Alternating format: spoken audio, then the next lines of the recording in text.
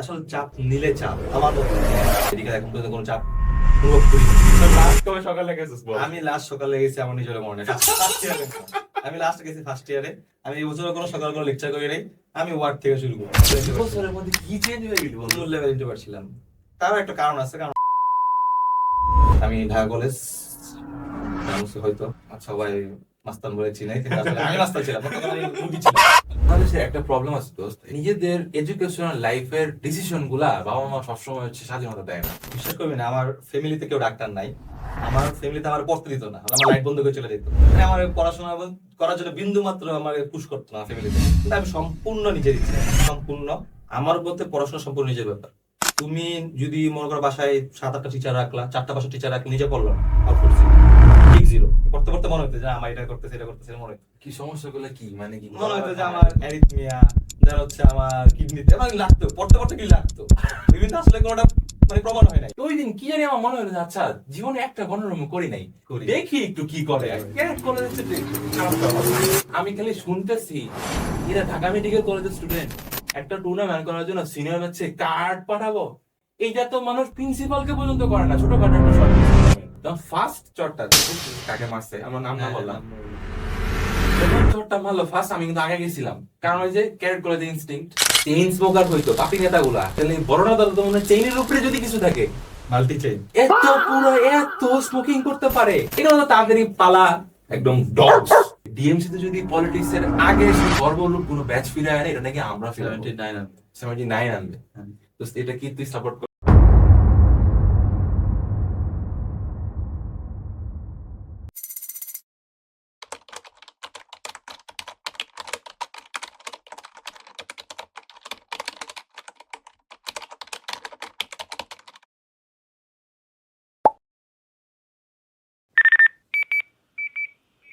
সততা medical podcast, let's be honest.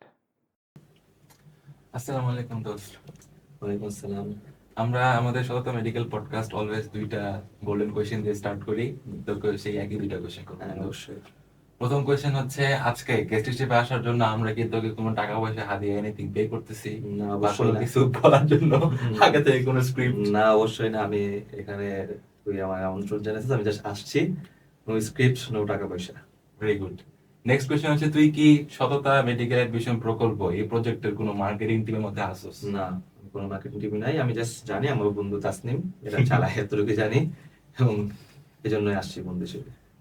আমরা সবসময় এই কোয়েশ্চেন দুইটা দিয়ে স্টার্ট করি দোস্ত, কারণ আমাদের টার্গেট আমাদের অডিয়েন্সকে অলওয়েজ রিমাইন্ডার দেওয়া যে এটা এমন একটা শো যেখানে আমরা মেডিকেল স্টুডেন্টদের মুখ থেকে মেডিকেল অ্যাডমিশন এবং তাদের মেডিকেল লাইফের গল্পগুলা কোন রকম স্ক্রিপ্ট ছাড়া জাস্ট একটা আড্ডা চলে ওই গল্পগুলো শোনানোর চেষ্টা করি।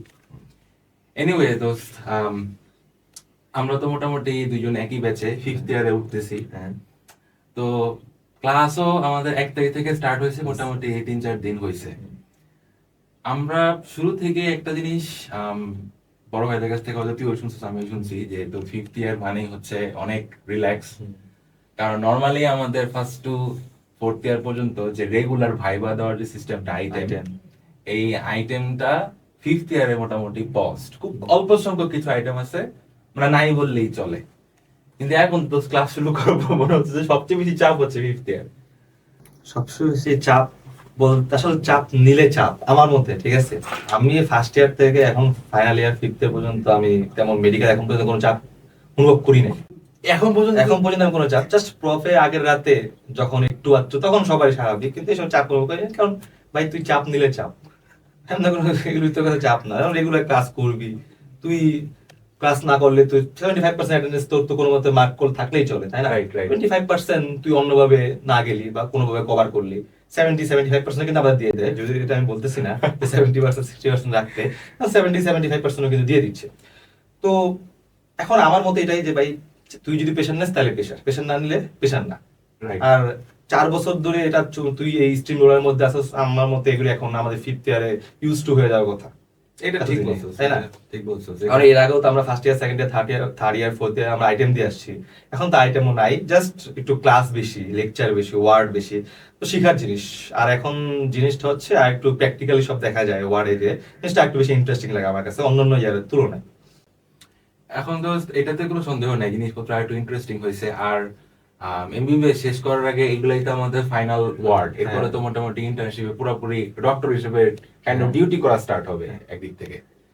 শিখার ফেজটা তো মোটামুটি লাস্ট ইয়ারে আমরা আছি, তো এখানে ইন্টারেস্টিং হবেই। তারপর তো আমার কাছে পার্সোনালি মনে হয় 7:30 থেকে 2:30 পর্যন্ত ক্লাস, 7টা ঘন্টা। ফোর্থ ইয়ারে কিন্তু আমাদের 7:10 থেকে লেকচার ছিল। হ্যাঁ তাও ঠিক, 7:10 থেকে লেকচার ছিল, কিন্তু 2:30 পর্যন্ত যাইতো না, অনেক আগেই শেষ হয়ে এটা যেত। অবশ্য অনেক আগে শেষ হয়ে যাইতো। এখন এখন তোর উপর কিন্তু ডিপেন্ড করে daily। তুই সকালে লেকচার করবি কি করবি না, ঠিক আছে, এটা তোর উপর ডিপেন্ড করে। এখন তো লাস্ট কবে সকালে গেছিস বল? আমি লাস্ট সকালে গেছি আমার নিজের মনে নেই, ফার্স্ট ইয়ারে আমি লাস্ট গেছি ফার্স্ট ইয়ারে। আমি এই বছর কোনো সকালে কোনো লেকচার করি নাই, আমি ওয়ার্ড থেকে শুরু করি, সত্যি কথা বলতে ওয়ার্ড থেকে শুরু করি। তুই ফিফথ একটা স্টুডেন্ট, তুই আমাদের অডিয়েন্সকে জানাচ্ছিস যে মানে লাস্ট কবে সকালে 7:15 বা 7:10 ক্লাসে গেছিস, তোর ইনফ্যাক্ট মনে আমি হয় ফার্স্ট ইয়ারে, তাও মনে হয় যে প্রথম যেদিন আমাদের উদ্বোধনী ক্লাস ছিল, হ্যাঁ, হ্যাঁ ওদিন গেছিলাম। আমি কেউ ইন্সপিরেশন মানে কেউ বলতেছি না এটা করতে, জাস্ট হয়ে গেছে আমার ক্ষেত্রে, এখন সকাল ঘুমতে করতে পারি না, বুঝছো, এটাই সমস্যা। ভাই আমি তো ভাবছিলাম তুই যে আমরা যে আজকে রেকর্ড করতেছি 10টার সময়, হ্যাঁ। সে কি আদৌ উঠতে পারে? না, আমি অ্যালার্ম দিয়ে অনেক কষ্টে ভাই উঠছি, দেখ, আলহামদুলিল্লাহ, কারণ commitment তোর রাখছোস। এটা আগে থেকে বলে রাখছো সেই জন্য আর কি। বাট আমি কিন্তু ভয় ছিলাম ভাই, পোলাটা কি কষ্ট করে আসতেছে। এনিওয়ে থ্যাংক ইউ, আমরা অনেক গ্রেটফুল তুই আসছস। দোস্ত আমরা একটু তো ছোটবেলার দিকে যাই, তোর বাসা বাড়ি কোথায়, স্কুল কলেজ? আমার বাসা বাড়ি হচ্ছে নারায়ণগঞ্জ। আচ্ছা। আমার বেড়ে ওঠা সবকিছুই আমার হচ্ছে নারায়ণগঞ্জ চাষারা আদর্শ স্কুল, সেখানেই আমার একদম শিশু থেকে একদম ক্লাস 10 পর্যন্ত। এরপর আমি ঢাকা কলেজ, জানোস হয়তো সবাই মাস্তান বলে চিনে, কিন্তু আসলে আমি মাস্তান ছিলাম না, তখন আমি মুরগি ছিলাম। তখন হচ্ছে আমি যখন মারামারি হইতো, ক্লাসের শেষে দেখতাম মারামারি হইতো, তখন হচ্ছে আচ্ছা। আমরা ওই পিয়াঙ্গনের মার্কেট আছে না, মার্কেটের ছাড়ে যে আমি আর আমার সিয়াম, হয়তো চিনস, তৈরি ছিলাম সিয়াম, হ্যাঁ, হ্যাঁ, হ্যাঁ। আমরা কিন্তু ছোটবেলা থেকে একসাথে, হ্যাঁ আমরা তখন ওখানে যে লুকায় থাকতাম আর উপরে মারামারি, তখন মুভি ছিলাম আর কি। তো স্কুল তো এখানেই, স্কুল আমার পুরো লাইফ ওই ইয়ারটা আমি হচ্ছে আমার স্কুল নারায়ণগঞ্জ সেখানে পার করছি, আর কলেজ তো ঢাকা কলেজ, এরপর আল্লাহ ঢাকা মেডিকেল এখন এখানে আছি আর কি। আলহামদুলিল্লাহ। আচ্ছা দোস্ত, তুই নারায়ণগঞ্জে থেকে বড় হইলি, এরপরে যে ঢাকা কলেজ বললি, তাহলে ওই সময় কি তুই ঢাকায় শিফট করছিলি? না না না, আমি হচ্ছে আমাদের ঢাকা কলেজের একটা বাস ছিল সাইনবোর্ড পর্যন্ত, আমার পড়তে আসা করতো, ঠিক আছে, তাহলে আমি আর ওই যে সিয়াম যে আমরা হচ্ছে সাইনবোর্ড পর্যন্ত আসতাম, আচ্ছা। 20 মিনিটের মতো এটা লাগতো কি বাসা তোর থেকে। ঢাকা কলেজের নিজস্ব বাস? হ্যাঁ ঢাকা কলেজ নিজস্ব বাস, 20 মিনিটের মতো লাগতো বাসা থেকে আসতে, দেন সেখান থেকে হচ্ছে আমরা ওই কলেজ বাসে করে আর 20-30 মিনিটের মধ্যে কলেজ চলে আসতে পারতাম ঢাকা কলেজ, যাওয়ার সময় সেটা ইউজ করতাম। আচ্ছা আচ্ছা, মানে তারপরেও তো দোস্ত ডিসটেন্স তো একেবারে কম না, কষ্ট ডিস্টেন্স হয় না? একেবারে কম না বলতে 50 মিনিটস 1 আওয়ার বেশি লাগতো না। খারাপ কি, ভালোই তো সময় লাগে, সময় যাওয়া লাগে, আসা। তাও তখন ঢাকা কলেজের মধ্যে, ঢাকা মেডিকেল তো ঢাকা কলেজের হলের অবস্থা তো ভালো না, ঠিক আছে, হলের অবস্থা ভালো না, মানসম্মত না, 1 নম্বর। আর 2 নম্বর হচ্ছে তখন আমি খুব ঘরমুখী মানুষ ছিলাম, আচ্ছা আচ্ছা। মানে ফ্যামিলি টাইপ Homesick। আর কি, হোমসিক মানুষ ছিলাম। এখন তো সেটা কাটাই উঠছে, এখন হচ্ছে আমি মেডিকেল দেখা, আমি এখন বাসায় যাই না, শুক্রবারও বাসায় যাই না, এবং আমি বৃহস্পতি শুক্র বাসায় যাওয়ার কথা তাও যাচ্ছি না, কারণ কি হলে ভালো লাগে, এই খেলাধুলা আড্ডা এসব থাকে আর কি।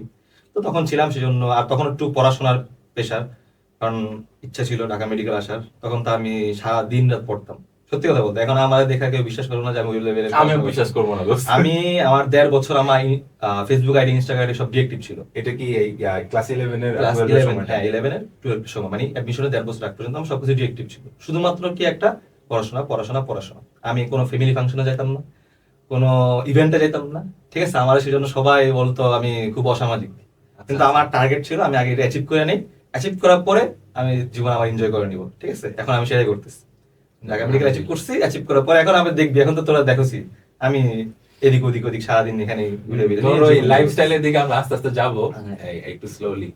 এনিওয়ে, তো তোর ঢাকা কলেজের ওখানে পড়াশোনা স্টার্ট করলি, যাওয়া আসার ধকলটা মোটামুটি সামলাই নিছো? হ্যাঁ, এটা একটা প্লাস পয়েন্ট ছিল কি, ঢাকা কলেজে কিন্তু ক্লাস করতে হয় নাই, ক্লাস করা হচ্ছে শুরু 4 থেকে 5 মাস ক্লাস করাতে, 3 মাস, এরপর কিন্তু করোনা শুরু হয়েছে। ও হ্যাঁ, এরপর কিন্তু করোনা শুরু হয়েছে, আমার কিন্তু আর 1-1.5 বছর ক্লাসই করা লাগে না, জাস্ট মাঝখানে এই শেষে করোনা শেষে একবার টেস্ট পরীক্ষা দিতে গেছিলাম মেবি, হুম। আর কোনো এখানে বাকি সব অনলাইন হয়েছিল, তো আমারও তো ধকল যে যাওয়া সেটা আসার কষ্টটা করাইতে হয় না। হ্যাঁ, প্রথম 3-4 মাস ছিল জাস্ট। বাট এখানে একটু জিনিস জিজ্ঞেস করি, কারণ এটা আমার সাথে অনেকটা যায়, আমি যেহেতু ক্যারেট কলেজ থেকে পড়ছি। ক্যারেট কলেজে ক্যারেটদেরকে ফিজিক্যালি অনেক বিষয়ে অনেক ট্রেন আপ করা হয়, এটাতে কোনো সন্দেহ নেই, বাট তারপরও আমার কাছে প্রথম কয়েক মাস যখন হচ্ছে তোর আমি হলে ছিলাম না, আমি হচ্ছে বাসা থেকে, মানে উত্তর আমার বাসা, উত্তর থেকে যাওয়া আসা করে কলেজ করতাম, এটা আমার কাছে অনেক ধকল মনে হয়েছে, যদিও আমি ক্যাডেট কলেজ থেকে পড়া, ফিজিক্যালি তো আমার কোনো ওইসব ধকলটা লাগার কথা না, বাট আমার লাগছে। অ্যাটলিস্ট ওই সময় বাসায় গেলে মানে পড়ার আগে অ্যাটলিস্ট কিছুক্ষণ হলো ঘুম আসতো আর কি, ঘুমাই নিয়ে তারপরে হয়তো পড়তে বসতে হইতো। তো তুই যে প্রথম 4-5 মাস ক্লাস করছো, অনেকে হয়তো আমাদের অডিয়েন্স এরকম আছে দোস্ত তোর মতো, যে কলেজটা ঢাকা হোক বা অন্য জায়গায় হোক, যে যাওয়া আসা একটা ধকল, এই এর মাঝখানে পড়াশোনা করবে কিভাবে, ওই সময় কি তোরও কষ্ট হয়েছিল? ওই সময় আমার এমন হয়েছিল, এখান থেকে যখন যাইতাম 1 ঘন্টা 2 ঘন্টার একটা জার্নি করার পর আমি হচ্ছে আবার ওইখানে কিছু কোচিং করতাম, 2-3টা কোচিং করতাম। কোচিং ঢাকা কলেজে এদিকে? না না, সেটা নারায়ণগঞ্জে? নারায়ণগঞ্জে আমাদের আচ্ছা, এখানে আচ্ছা। ফেমাস কিছু কোচিং আছে, তো কোচিং করতাম। করার পর আমি বাসায় যেয়ে দেখতাম আমি আর পারতেছি না, নিজে পড়ার টাইম নাই। মানে হচ্ছে আমি এখানে টায়ার্ড হয়ে গেছি, মাথা ব্যথা করতেছে, আর নিজে পড়তে পারতেছি না। প্রথম 2-3 মাস এনে দেখলাম 2-3 মাস পর আমার আউটপুট জিরো, ইনপুট নিতেছি কিন্তু আমার আউটপুট জিরো, কারণ নিজে পড়তে পারতেছি না। এরপর Right. আমি ডিসিশন নিয়েছিলাম কি, আমি হচ্ছে সব কোচিং ছেড়ে দিয়েছিলাম, সত্যি কথা বলতে। আমি অফলাইন কোনো কোচিং করিনি। দেন আমি কি করছি, ইউটিউব শিফট করছি, অনলাইনে শিফট করছি। দেন আমি হচ্ছে ক্লাস কোচিং বা কলেজ করে বাসা যেতাম, 1 ঘন্টা রেস্ট নিতাম, রেস্ট বা ঘুমাই নিতাম। দেন হচ্ছে আমি অনলাইন ভিত্তিক পড়াশোনা করে এভাবে বাকিটা সময় পার করছি। তুই আর কাদেরকে ফলো করতে, এটা একটু বলিস, কন্টিনিউ কর। আচ্ছা, এরপর হচ্ছে আমার বাসায় তখন যখন করোনা শুরু হয়েছে, করোনা শুরু 2-3 মাস পর আমার বাসায় একটা আমার সলিমুল্লাহ মেডিকেলে একটা ভাই আমাকে পড়াইতো। দেন ওনার তত্ত্বাবধানে আমি ছিলাম আর কি। আচ্ছা আচ্ছা, তো অনলাইনে যখন পড়াশোনা স্টার্ট করলি, হ্যাঁ। কোন কোন প্ল্যাটফর্মে ক্লাস ফলো করতে? Online- আর আর আরেকটা কথা, আমাদের এই জায়গায় এসে যে কেউ যদি মানে উদ্ভাসে কোচিং করছে, এসিএস স্টুডেন্ট ছিল, রেডিনা স্টুডেন্ট ছিল, নো প্রবলেম, হ্যাঁ। বলতে কোনো অসুবিধা নেই। তুই ফ্রিলি বল যে তুই কাদেরকে ভালো লাগতো ওই আমি সময়। 1 নম্বরে বলি, সবার আগে আমি ফলো করতাম হচ্ছে অন্যরকম পাঠশালা। আচ্ছা, অন্যরকম পাঠশালার A to Z, আমি হচ্ছে পেইড না, যেগুলো ইউটিউবে ফ্রি থাকতো না আমি ওগুলো হ্যাঁ, দেখতাম। হ্যাঁ। অন্যরকম পাঠশালার সব ক্লাস করতাম আমি, একদম করে একটা চ্যাপ্টার পড়ার আগে আমি অন্য পাঠশালার সব ক্লাস করে নিতাম। দেন হচ্ছে ফিজিক্সের ক্ষেত্রে হচ্ছে আমি অপার ভাই ফলো করতাম। আচ্ছা। অপার ভাইয়ের যে 10 মিনিট স্কুলে কিছু ক্লাস ছিল, খুব ভালো ক্লাস ছিল, সুন্দর মতো বেসিক সব বুঝাই দিত। আমি আমার পুরো ইন্টার ফিক্স পার করছি এইসব দিয়ে, হুম। ঠিক আছে। আর ইংলিশের ক্ষেত্রে আমার ঢাকা কলেজে কিছু অনলাইন ক্লাস ছিল, যেহেতু করোনার সময় অনলাইন ক্লাস হয়েছিল ইংলিশের সময়, ওগুলি পার করছি এভাবেই মোটামুটি। আর হচ্ছে আমি কলেজের স্যার? হ্যাঁ, কলেজের স্যার, কিছু ফেমাস স্যার ছিল তখন। আর মোটামুটি আমি হচ্ছে উদ্ভাস উন্মেষের সাথে প্রথম থেকেই তাদের কোর্সের আন্ডারে ভর্তি ছিলাম, অনলাইন Academic কোর্সে। course-এ? হ্যাঁ, আচ্ছা, একাডেমিক আচ্ছা, কোর্সে ভর্তি ছিলাম। তো মোটামুটি ওদের রিসোর্সটা তোকে হেল্প করছে? হ্যাঁ, অবশ্যই, হ্যাঁ। তাহলে তোর কাছে কি মনে হয় যে যারা মানে বাংলাদেশের একটা প্রবলেম আছে দোস্ত, এখানে একটু বলি, সেটা হচ্ছে যে আমাদের বাচ্চাদের আম, নিজেদের এডুকেশনাল লাইফের ডিসিশন গুলা বাবা মা সবসময় হচ্ছে স্বাধীনতা দেয় না। প্রবলি তুই সেই স্বাধীনতা গুলা পাইছস? আমি অবশ্যই পাইছি, আমি অবশ্যই পাইছি। আমি বিশ্বাস করবি না, আমার ফ্যামিলিতে কেউ ডাক্তার নাই। আমার ফ্যামিলিতে আমার পড়তে দিত না, আমার লাইট বন্ধ করে চলে যেত। আমি অতিরিক্ত পড়তাম দেখে আমার রুমে লাইট বন্ধ করে চলে যেত, তাও আমি পড়তাম, ঠিক আছে। কারণ আমার চলে গেলে তো লাইট কারণ আমার আব্বুর ব্যবসা ছিল, আমি বলতেছি জাস্ট আমার ব্যবসা ছিল। আমার বস্তু যে বড় হয়ে ব্যবসা করবো, ব্যবসা করবো, মানে আমার পড়াশোনা করার জন্য বিন্দু মাত্র আমার পুশ করতো না ফ্যামিলি থেকে, ঠিক আছে, যে কর যা মন চাই কর। কিন্তু আমি সম্পূর্ণ নিজের ইচ্ছায় আসছি, সম্পূর্ণ পুরোপুরি স্বাধীনতা ছিল। যা পড়াশোনা, যা রিসোর্স সব আমি নিজেই জাস্ট আমি গেইন করছি করে হচ্ছে আমি এই লাইনে আসছি আর কি। মানে ফ্যামিলি থেকে স্বাধীনতা আমার দেওয়া হয়েছে। তো যখন তারা দেখছে যে ভবিষ্যতে ফ্যামিলি বিজনেসের দিকে তুই যাইতে খুব একটা ইন্টারেস্টেড না, তখন তো কোনো বাসার মধ্যে এটার কোনো কনভারসেশন হয় না না, যে conversation তুই কি হয় না। আসলে সিরিয়াস? হ্যাঁ, নিজে নিজে না, না, করবি? কোনো conversation একেবারে হয় নাই। কিচ্ছু না? না, কোনো কনভারসেশন হয় নাই। আম্মু সবাই বলতো ঠিক আছে যা করার কর, জাস্ট ভালো থাকলেই চলে। মানে ভালো থাকলে বলতে সব দিক দিয়ে ঠিকঠাক থাকলেই চলে। হ্যাঁ, তুই তো মানে অনলাইন কোর্স, আচ্ছা অনলাইন কোর্সের জন্য ওটা তো বাসায় ভালো লাগছে? হ্যাঁ, ওইটা তো বাসায় বলে, ওটা বাসায় বলে। তখনও কোনো কিছু না, তখন তোকে পুরোপুরি ফ্রিডম? অনলাইন কোর্স ওগুলো হচ্ছে নিজের টাকা দিয়ে কিনতাম, ওই যে আমার বৃত্তির টাকা ছিল ওইসব দিয়ে কিনতাম আর কি। নিজের টাকা দিয়ে? হ্যাঁ, নিজের টাকা দিয়ে কিনতাম। ভেরি গুড ভাই। হ্যাঁ, আর বই তো এগুলো আম্মু থেকে নিতাম আর কি। তখন তার ইনকাম সোর্স ছিল না, এখন যেমন আছে তখন ওগুলি এখন তো তোমার অনেক ভালোই আছে, এখন আলহামদুলিল্লাহ অনেক ভালো আছে। ইনকামের দিকে যাবো আস্তে আস্তে। তো দোস্ত, এই প্রবলেমটা যেটা হয় তোর ফ্যামিলির ক্ষেত্রে, যে যেটা বললাম তুই যেরকম অনেক ফ্রিডম পাইছিস, বা তোর এটা অনেক বড় একটা ব্যাপার যে হ্যাঁ, আমিও মনে করি এটা অনেক বড় একটা ব্যাপার, নিজের ফ্রিডম, নিজের ক্যারিয়ার নিজে চুজ করা, কোন দিকে যাব, কি করব, অনেক বড় একটা ফ্রিডম আসলে। আবার নেগেটিভ উল্টা দিকটাও আছে, এই ফ্রিডম পেয়ে কিন্তু আবার অনেকে বিগড়েও যায়, অন্যদিকে চলে যায়, পুরোপুরি এটা নিজের উপর। তো সেদিকেও কিন্তু খেয়াল রাখতে হবে জিনিস। মানে কে কোন হ্যাঁ, ভাবে কোনভাবে জিনিসটা জিনিসটা utilize করে। এটা দেখতে বাট হবে। ওভারঅল বাংলাদেশের মানে ফ্যামিলি সিস্টেম স্ট্রাকচার গুলো এরকম যে তোর সন্তানদের নিজেদের এডুকেশনাল লাইফ মানে ক্যারিয়ার তো অনেক পরের বিষয়, যে আমি মেডিকেলে পড়বো নাকি ইঞ্জিনিয়ারিং এ যাবো, না আমি এই ট্রেডিশনাল ক্যারিয়ারের দিকে যাবোই না, অন্য কিছু করবো, ব্যবসা করবো বা এনিথিং। এই প্রশ্নগুলা তো অনেক পরের বিষয়। প্রথমত আমি কোন টিচারের কাছে প্রাইভেট পড়বো বা আদৌ প্রাইভেট আমার দরকার আছে কিনা, এত সিম্পল কোন ডিসিশন গুলো অনেক অনেক ফ্যামিলিতে, মানে বাংলাদেশে 10টা ফ্যামিলির মধ্যে মিলে 7টা ফ্যামিলির বাচ্চাদের এই মানে স্বাধীনতাটুকু নাই। তা এখন তুই যেটা বললি যে যাওয়া আসার কষ্টটা এড়ানোর জন্য তুই একটা পর্যায়ে 3-4 মাস পরে গিয়ে অনলাইনে সুইচ করছিস এবং তুই এটাকে রেসপন্সিবলি হ্যান্ডেল করছিস।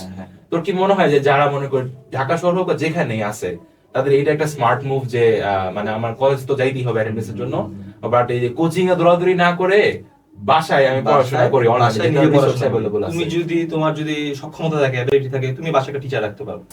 কিন্তু আমি সাজেস্ট করবো না, আমি কখনো করি না আমার যতগুলো স্টুডেন্ট পড়াইছি বা আমার যতগুলো জুনিয়র আছে আমি যত বলছি যে কোচিং এ দৌড়াদৌড়ি করতে প্রথম দিক একাডেমিক ক্ষেত্রে তুমি অ্যাডমিশন সময় দৌড়াদৌড়ি করতে পারো, কিন্তু একাডেমিকের সময় আমি মনে করি নিজেকে সময় দেওয়া উচিত, কারণ তখন হচ্ছে তোমার কলেজ থাকে, তোমার অন্যান্য আরো এক্সট্রা কোকার অ্যাক্টিভিটিস থাকে, তো সেই অনুযায়ী তোমার হচ্ছে অনলাইনে নিজে রেসপন্সিবল হয়ে পড়াশোনা করাটা আমি বেটার মনে করি। এটা একটা তখন সময় বাঁচছে, সময় বাঁচছে, effort সময় বাঁচছে। বাঁচছে, সময় বাঁচছে। আবার অনেক গার্ডিয়ান যেটা করে যে তার সন্তানের রেজাল্ট একটু খারাপ হইলে 2-3টা টিচার দিয়ে দেয়, 4-5টা টিচার দিয়ে দেয়। তুমি 1-2টা টিচার মোর দেন না। আমাদের টোটাল ডিএমসি যে আমরা K710 ব্যাচ এখন 5th ইয়ার, একজনও কি আছে যে 2টার বেশি টিচারের কাছে পড়ছে? একজনও কি আছে? I don't think so. বাসায়? আমি বাসায় দুইজনের বেশি টিচার তুই চিনোস হ্যাঁ, কাউকে? আছে। ছিল? হ্যাঁ। এটা কয়জন হবে? আমার চেনার মধ্যে 3-4 জন আছে। আচ্ছা 3-4 জন যদি ধরি, যা 3-4 জন ধর, আমার চেনার মতো এখন জানা আচ্ছা ধর ছেলেদের মধ্যে 3-4 জন, মেয়েদের মধ্যে 3-4 জন, ধর 8 জন বা 10 জনই হইলো। দেখা যাবে যে এই 3-4 জনের কাছে পড়ছে, এরাও মানে কাইন্ড অফ ওইরকম না। নরমালি সেন্স আমরা যেটা চিন্তা করি যে একজন আইসা 2 ঘন্টা পড়ে গেছে, আরেকজন আরো 2 ঘন্টা পড়ে গেছে, আরেকজন আরো 2 ঘন্টা পড়ে গেছে, এরকম হবে না নিশ্চয়ই। তারা নিজেদের পড়ার জন্য এনাফ টাইম রাখছে। ওই টাইমিং গুলো এইভাবেই মেইনটেইন করা। হয়তো তোর দুইটা টিচার 2টা সাবজেক্ট পড়ায় গেছে, বাট কম সময়, কত বেশি না, একদিন পর আসে, একদিন পর বা সপ্তাহে কম আসছে। বাট এখনকার গার্ডিয়ানরা একটা জিনিস খেয়াল করছি, বাচ্চারা পড়াশোনা না করলে যদি তাদের সামর্থ্য থাকে 3-4টা টিচার ধরায় দেয়। আমার মতে পড়াশোনা সম্পূর্ণ নিজের ব্যাপার। এক্স্যাক্টলি, হ্যাঁ, সম্পূর্ণ নিজের ব্যাপার। তুমি যদি মনে করো বাসায় 7-8টা টিচার রাখলা, 4টা 5টা টিচার রাখলে নিজে পড়লো না, আউটপুট 0, পিক 0। তোমার নিজের টাইম দিতে হবে, তুমি জাস্ট টিচার থেকে গাইডলাইনটা নিবা, আর কিভাবে কি পড়তে এতটুকু জানবা, এর থেকে বেশি যাওয়া দরকার, কিন্তু নিজের পড়তে হবে। তুমি যত ভালো টিচারই রাখো তাসিফ, যদি নিজে না পড়ো ভাই কোনোদিনও সম্ভব না। এটা ট্রু, এর কোনো সন্দেহ নাই। আচ্ছা বন্ধু, একটু ঢাকা কলেজের অ্যাটমসফিয়ার দিকে শিফট করি। ঢাকা কলেজ তো একটা নামকরা কলেজ। কেন নামকরা তুইও জানোস। হ্যাঁ, তো ওই এনভায়রনমেন্টের সাথে তুই কি তুই যেটা বলতেছিস সেটা ছাড়াও কিন্তু আরো নাম করা আরো কিছু কারণ আছে। ঢাকা কলেজ কিন্তু বাংলাদেশের সর্বপ্রথম কলেজ, 1861 সালে প্রতিষ্ঠিত। আচ্ছা আচ্ছা, এদিক দিয়ে দেন হচ্ছে অনেক ফেমাস মানুষ কিন্তু ঢাকা কলেজে পড়ে গেছে, রাইট, ঠিক আছে, অনেক অনেক নাম আছে, ঠিক আছে, এদিক দিয়েও ফেমাস। দেন হচ্ছে বর্তমানে এখন যেই দিকটা আসলে উদ্বেগের ব্যাপার, ছেলে পেলে যেগুলি আছে এরা ভাই মারামারি করে, সোজা কথা। কিন্তু মারামারি করে মনে করতো 100%-এর মধ্যে 30-40%, বাকি 60%-এরও কিন্তু সবাই চেকে দেখে। যেমন আমার ব্যাচে বলে আমি সেকশনে ছিলাম, তখন মনে করি আমার ক্লাসে মনে করি 150 জনের মতো ছিল, মারামারি করতে কজন হাইয়েস্ট 15 থেকে 20 জন, কিন্তু সবার কাছে এই 130 জনই খারাপ হইতো, 105 জনই খারাপ হইতো। একজন করলে সবার নামে ঢাকা কলেজ, কারণ তুই ভাই তোর পরিচয় দিচ্ছিস তো তোর ঢাকা কলেজ খারাপ হচ্ছে আর কি। হ্যাঁ, এইটাই চলতেছে, ঢাকা কলেজ মারামারি করে। তুই এই জিনিসগুলো যখন দেখছস তোর ফ্রেন্ড সার্কেলের মধ্যে ফ্রেন্ডরা করতেছে, হ্যাঁ। তখন তুই এটাকে হ্যান্ডেল করছিস কিভাবে? আমি হ্যান্ডেল করতে আমি দূরে থাকতাম, আর তখন যে ফ্রেন্ড গুলি ছিল আমার ওরা ওই টাইপের ছিল, মারামারি করার টাইপের ছিল। আমরা যারা ফ্রেন্ড ছিলাম আমরা একটু ভদ্র টাইপের ছিলাম, আমরা একটু অ্যাভয়েড করতাম, দূরে থাকতাম। মেন কথা হচ্ছে এটা। তোকে কখনো এই সমস্ত জিনিসের মধ্যে, কারণ আমরা তো এখন কলেজে দেখতেছি যথেষ্ট এক্সট্রোভার্ট, মানুষের সাথে মিশস, কথাবার্তা বলস অনেক জায়গায়। তুই আমি ঢাকা কলেজে অনেক ইন্ট্রোভার্ট ছিলাম, তাই না? তুমুল লেভেলে 2 বছরের মধ্যে কি চেঞ্জ হয়ে গেল? তুমুল লেভেলে ইন্ট্রোভার্ট ছিলাম। তার একটা কারণ আছে, কারণ হচ্ছে আমার একটা কাহিনী, কারণ আমার ঢাকা মেডিকেল চান্স পাওয়া লাগতো। আমার খুব ইচ্ছা ছিল ঢাকা মেডিকেল চান্স পাওয়া, আমি ধরে নিচ্ছি আমার চান্স পাওয়া লাগবে। বন্ধু কাহিনীটা কি বলো, বলে হলো বাদ দে কাহিনী। অনেক কিছু আছে ভেতরে। এনিওয়ে যাক, ওটা সাইডে রাখলাম। তো ওই ঢাকা মেডিকেলে চান্স পাওয়া লাগতো, বা ওই ভালো জায়গায় ঢোকার জন্য তুই ওই সময় নিজেকে একদম আমি পুরো ইন্ট্রোভার্ট ছিলাম। হ্যাঁ, মানে কোনো কিছুর মধ্যে না, কোনো মধ্যে ছিলাম না আমি। তো বললামই তো সব মানে কিছু ওই ছিলাম। ফ্যামিলি ফাংশনেও যাস নাই? না, ফ্যামিলি জাস্ট মাঝখানে আমার দাদা মারা গেছিল একবার, আমি জাস্ট ওর জন্য চিটাং গেছিলাম একবার, আমার দাদা ভাই কিন্তু চিটাং, তখন গেছিলাম আর কি। ভালো দোস্ত, ওই সময়টা পুরোপুরি নিজেকে সেক্লুড করে। হ্যাঁ হ্যাঁ। তোর কাছে কি কখনো মনে হয় যে আমি এই 2 বছর নিজেকে সেক্লুড করে আসবো, অতিরিক্ত করছি, মানে দরকার ছিল না, আমার কাছে মনে হয় না। এনা মানে আমার worth it? কাছে মনে উচিত মনে হয়, কারণ তখন করছি দেখে আজকে আমি এই অবস্থানে লাইফ এনজয় করতে পারছি। আমার সাথে আরো অনেক ফ্রেন্ড ছিলাম যারা দেখছি, হুম। খারাপ কিছু বলতেছি না, যারা তখন উড়াউড়ি করছে, চাটা এখন খাইছো, হচ্ছে শান্ত হয়ে যাবে। তারা অনেক উড়াউড়ি করছে, এখন কিন্তু তারা তুলনামূলক একটু বুঝতেছে যেটা বলতে চাচ্ছে আর কি। সো আমার কাছে মনে হইতেছে তুমি 1 বছর 2 বছর কষ্ট করো, তোমার যদি 1 বছর 2 বছর কষ্টের কারণে যদি তোমার ফিউচার লাইফটা যদি তুমি সিকিউর করতে পারো, নট এ বিগ থিং। মানে ইটস worth it আর কি। এখন এটা হইতে পারে অনেকে ওই 1-2 বছর এত কষ্ট না করেও কিন্তু চান্স পেয়ে যায়, Doesn't matter। কিন্তু ভাই আমি একটা হচ্ছে আমার খুব পরিশ্রম করা লাগতো, সত্যি কথা বলতে, না আমি পারতাম না। পরিশ্রম করা বলতে কি বোঝাচ্ছ? তোর কি 9-10 এ বেসিক দুর্বল ছিল বা এরকম না, কোনো বেশি কিছু? দেবো না, আমার একটু পড়াশোনা করা লাগতো, একটু মুখস্থ টাইপের একটু পড়াশোনা করা লাগতো, নাহলে আমার হইতো না। মনে কর আমি কেন জানি আমার লাগে, মনে কর তুই যেটা হচ্ছে 3 ঘন্টা 4 ঘন্টায় পারবি, সেটা আমার পড়তে 7-8 ঘন্টা লাগবে, কেন জানি মনে হয় আমার, আচ্ছা আচ্ছা। ঠিক আছে, বাকিদের তুলনায়। সো আমার একটু হ্যাঁ, এটা kind of পরিশ্রম, psychological হ্যাঁ, একটা দিক। একটু একটু পরিশ্রম দেয়া পরিশ্রম লাগতো। বেশি করতে পরিশ্রম পছন্দ বেশি করো। বেশি করতে পছন্দ করি, প্লাস লাগতো আর কি এই জন্য। ভালো দোস্ত, তুই একটা জায়গায় নিজেকে নিয়ে আসছস। আচ্ছা, তাহলে ঢাকা কলেজ থেকে আসলি, নিজের ইন্ট্রোভার্ট নেসটা তোকে এত বড় একটা অ্যাচিভমেন্ট দিল। ঢাকা মেডিকেলে আসার পর দোস্ত, এরপরে তুই যে শিয়া ভইলি, তোকে নাম করা লোক, ইভেন আমাদের ব্যাচের এখনো কেউ জানে না যে তোকে আমি পডকাস্টে ইনভাইট করছি। হ্যাঁ। থাম্বনেল দেওয়ার সাথে সাথে বলে আমার পাগল হয়ে যাবে। তুই এই ম্যাসিভ চেঞ্জটা কিভাবে দোস্ত? এটার কারণ কি? ম্যাসিভ চেঞ্জটা সে তো আমি বলছিলাম, আমি কিন্তু ইন্ট্রোভার্ট তখন নিজেরে করছিলাম, বানাইছিস? আমি বানাইছি কি আমার সাথেই আমার ঢাকা মেডিকেল চান্স পাওয়া লাগবে। আচ্ছা। কিন্তু আমি ছোটবেলা থেকে এক্সট্রোভার্ট ছিলাম, ছোটবেলা থেকে আমার স্কুলের ফাংশন বল, আমার খেলাধুলা বল, সবকিছু থেকে আমি লিডিং পজিশনে থাকতাম আর কি, যে আমার ফ্রেন্ড সার্কেলের মধ্যে আর কি, ঠিক আছে, সব উৎসব তো সব করতাম। কিন্তু আমি ওই যে ওই 1-1.5 বছর হচ্ছে 2 বছরের মতো হচ্ছে নিজে ইন্ট্রোভার্ট বানাইছিলাম, ঠিক আছে। এখন ঢাকা মেডিকেল আসার পর আমি আবার আগের মতো মানে হচ্ছে আমার ফ্রেন্ড সার্কেল, ভালো ফ্রেন্ড সার্কেল, এটা একটু খুব ভালো দিক। আচ্ছা, আমি খুব ভালো ফ্রেন্ড সার্কেল পাইছিলাম, দেন হচ্ছে আমার খুব ভালো একটা অ্যাটমসফিয়ার পাইছিলাম ঢাকা কলেজ ক্যাম্পাসে, ঢাকা মেডিকেল আমার ক্যাম্পাসে, ওটার জন্য ধীরে ধীরে আস্তে আস্তে হয়ে গেছে আর কি। আর বললাম না, আমি ছোটবেলা থেকে কিন্তু এমন এক্সট্রোভার্ট ছিলাম, শুধু ওই 1.5-2 বছর হচ্ছে নিজের ইন্ট্রোভার্ট রাখছিলাম, তো আমি নিজেকে জাস্ট ঢাকা মেডিকেল আসার জন্য, দেন পাওয়া পড়তো আল্লাহ যা দিছে আর কি। আলহামদুলিল্লাহ। এই একটা জিনিস একটু বাদ পড়ে গেছে, এরপরে আমরা মেডিকেল লাইফের দিকে শিফট করব। হুম। তুই বলছো যে তোর হোয়াট এভার দ্য রিজন, কোন একটা কারণে ঢাকা মেডিকেলের প্রতি তোর মানে বড় একটা ফ্যাসিনেশন কাজ করছে। এখন এটা কি এরকম ছিল যে জাস্ট ওই কারণেই ঢাকা মেডিকেল বা ডাক্তার হবো, নাকি ডাক্তার হওয়ার পেছনে আলাদা কোনো তোর মোটিভেশন ছিল, বা এটার পেছনে কোনো আলাদা কোনো স্বপ্ন, কোনো কারণে এনিথিং? ডাক্তার পিছনে মোটিভেশন ছিল, এটা ছোটবেলা থেকে ছিল যে আচ্ছা। ডাক্তার যদি আমার বলতে ইঞ্জিনিয়ারিং যাবে না, কেউ হচ্ছে ডাক্তারের প্রফেশন যাবে, ডাক্তার নিতাম। এটা Honestly, কারণ? কারণ হচ্ছে আমি নিজে খুব ডাক্তারকে সম্মানের চোখে দেখতাম, আমার ফ্যামিলিও দেখে, প্লাস আরেকটা কারণ হচ্ছে আমি ক্লাস 6-7 থেকে আমি খুব অসুস্থ থাকতাম প্রায় সময়।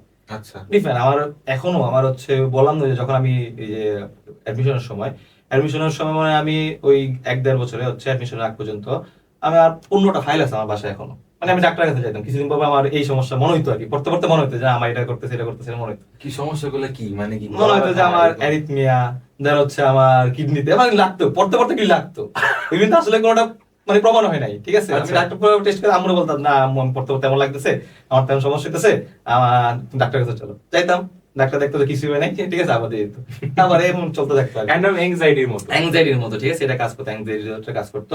কিন্তু ওই যে ছোটবেলা থেকে সবাই সম্মানের চোখে দেখতো, প্লাস আমার ফ্যামিলিতে কেউ কোনো ডাক্তার ছিল না, ইঞ্জিনিয়ার আছে আমার ফ্যামিলিতে, কোনো মানে আমার পুরো আত্মীয় কেউ মতো কোনো ডাক্তার নাই, ঠিক আছে, কোনো ডাক্তার নাই।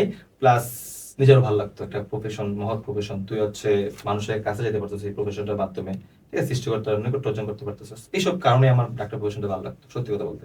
আমার আরেকটা ইচ্ছা ছিল খেলোয়াড় হওয়া, কিন্তু বুঝছিস তো মানে কোনো ফিউচার মানে আমাদের রিস্কটা নিতে চাই নাই আর কি। তাই আমি ছোটবেলা থেকে কিন্তু আমি ক্রিকেট খেলতাম, তুই কি বড় কোনো লেভেলে খেলা? বড় করে বলতে আমি এখন তো ক্রিকেট তুই ভালো খেলোস। হ্যাঁ, স্কুল থেকে হচ্ছে আমি বিভিন্ন জায়গায় খেলছি আর কি, এর থেকে বেশি আমি যাইনি। স্কুল লেভেলে? স্কুল লেভেলে ইন্টার স্কুল টুর্নামেন্ট? হ্যাঁ, ইন্টার স্কুল টুর্নামেন্ট খেলাধুলা করছি। আজকেও তো মনে হয় ম্যাচ আছে আমাদের। আজকে না, আমাদের কালকে ম্যাচ আছে। কালকে ম্যাচ? হ্যাঁ, এই আমাদের এই এখন কি টুর্নামেন্ট চলতেছে, এটা একটু বল আমাদের অডিয়েন্স। আমাদের এখন টুর্নামেন্ট চলতে হচ্ছে আমাদের ইন্টার ডক্টর সিরাজ আইডিএস, তাদের পক্ষ থেকে tournament, inter batch cricket tournament নামানো হয়েছে। এখানে 8টা টিম আছে, ডক্টরস টিম একটা, আর K76 থেকে K82, এই 7টা টিম, আর টোটাল হচ্ছে ডক্টরস টিম। ডক্টর টিম মানে হচ্ছে ইন্টার্নশিপের পরবর্তী যত হচ্ছে সিনিয়র, K76 এর উপরে যারা আছে, মানে K75 টু আদার্স, ঠিক আছে, এই উপরে যারা যত সিনিয়র আছে, যত সিনিয়র আছে এরা মিলে জুলে খেলাধুলা করে আর কি। আচ্ছা, এখানে আমরা একটা জিনিস জানি কাইন্ড অফ মিথের মতো, যে ডিএমসি তে কোনো টুর্নামেন্ট হইলে ডক্টরস টিমকে নাকি কখনো হারানো যায় না। এটা কি ওইটা কতটা সত্য? কথা সত্য, কিন্তু এটা ফুটবলে। আচ্ছা আচ্ছা। এটা ফুটবলে অবশ্য সত্য, কিন্তু আমার 79 K79 যেটা আমরা হারাতে পারবো না, আমাদের ওই সক্ষমতা আছে। আমরা কি এখন পর্যন্ত হারাতে পারছি? এখন আমরা একবার পর্যন্ত ড্র করছি। হারাতে পারি নাই। আমাদের একটা খেলা ছিল, ফাইনাল খেলা K79 ডক্টর, সেটা শেষ পর্যন্ত হয় নাই। হয় নাই, রাইট। শেষ পর্যন্ত হয় নাই কোন এক কারণে, সেই কারণটা না বললাম, সে কোন এক কারণে হয় নাই, ঝামেলা হয়েছে কিছু। ঝামেলার কারণে। যদি হয় ইনশাআল্লাহ আমরা পারবো, কারণ আমাদের ফুটবল টিম যথেষ্ট। ঝামেলাটা মেবি ওনাদের কোনো একটা প্লেয়ার ছিল না, এখান থেকে স্টার্ট হয়েছে না? কিছু কথাবার্তা, এটা আচ্ছা, কিছু বিষয় নিজেদের ওদের খেলার মধ্যে কথা কাটাকাটি কিছু কথা ভাই। কাটাকাটির মধ্যে। এনিওয়ে, তো তুই খেলোস তো ভালোই, হ্যাঁ, এটাতে কোনো সন্দেহ নাই। হ্যাঁ। আর আমি একটা জিনিস খুব তোর উপর আমার আজকে বলেই ফেলি, একদিন আমি খুব রাগ করছিলাম তোর উপরে। সেটা হচ্ছে যে ফার্স্ট যেদিন আমি তো নর্মালি হচ্ছে যে এই শুরু করার আগে বলতেছিলাম যে প্রথম দিকে আমি হলে তেমন যাইনি। এপিসোড শুরু করার আগে তোকে বলতেছিলাম প্রথম দিকে আমি হলে জাস্ট খালি যাওয়া আসা করতাম বাসা থেকে। তো ইভেন আমি যে আমার ব্যাচের এটা তোরা মনে হয় প্রথম দিকে আমাকে তেমন চিনতি না, অত কথাবার্তা হয়নি, যেহেতু হলে আমি শুরুর দিকে থাকতাম না। তো আমি একদিনই গেছিলাম বিকালে খেলতে, তুইও ছিলি, আরো অনেকেই ছিল আমাদের ক্লাসমেট। তো ওই দিন কাইন্ড অফ না তুই সবার খেলা জাজ করতেছিলি, যে এ এমন খেলে, অমুক তেমন খেলে, এরকম এমন খেলে, আর আমাকে তুই খেলা বলস কাইন্ড অফ একটু ডিকটেট করতেছিলি। তো আমার কাছে বলাটা এরকম, বুঝছি ভাই ভালো খেলে বা হয়তো আমাদের টিমের ক্যাপ্টেন হবে whatever, এরকম ভাব দেখাইতেছে কে? না, পরে দেখলাম যে না, খেলা ছিল আমার খেলার টিম 11টা সিলেক্ট করতে হবে, হ্যাঁ, right. কারণ আমার সবসময় একটা উইনিং মেন্টালিটি থাকে। মনে করেন আমি দেখলাম K70 K80 তে ভালো ভালো প্লেয়ার, তা আমার প্লেয়ার গুলি সিরিয়াস না হয়, না হয় তো তাহলে আমার নিজেরই খারাপ লাগে। পরে আমি বুঝছি যে না, এখন তো আমরা অনেক বছর পার হয়ে গেছে, এটা তো একদম শুরুর দিকে কথা। তখন তো আমার ওই দিনে খেলার মাঝখানে আমার আরো কয়েকজন মানুষ আছে যাদেরকে আমার খুব বিরাজ গরম হয়েছিল যে কিরে ভাই এরা এরকম কেন, অথচ এদের প্রত্যেকের সাথে এখন আমার অনেক ভালো সম্পর্ক।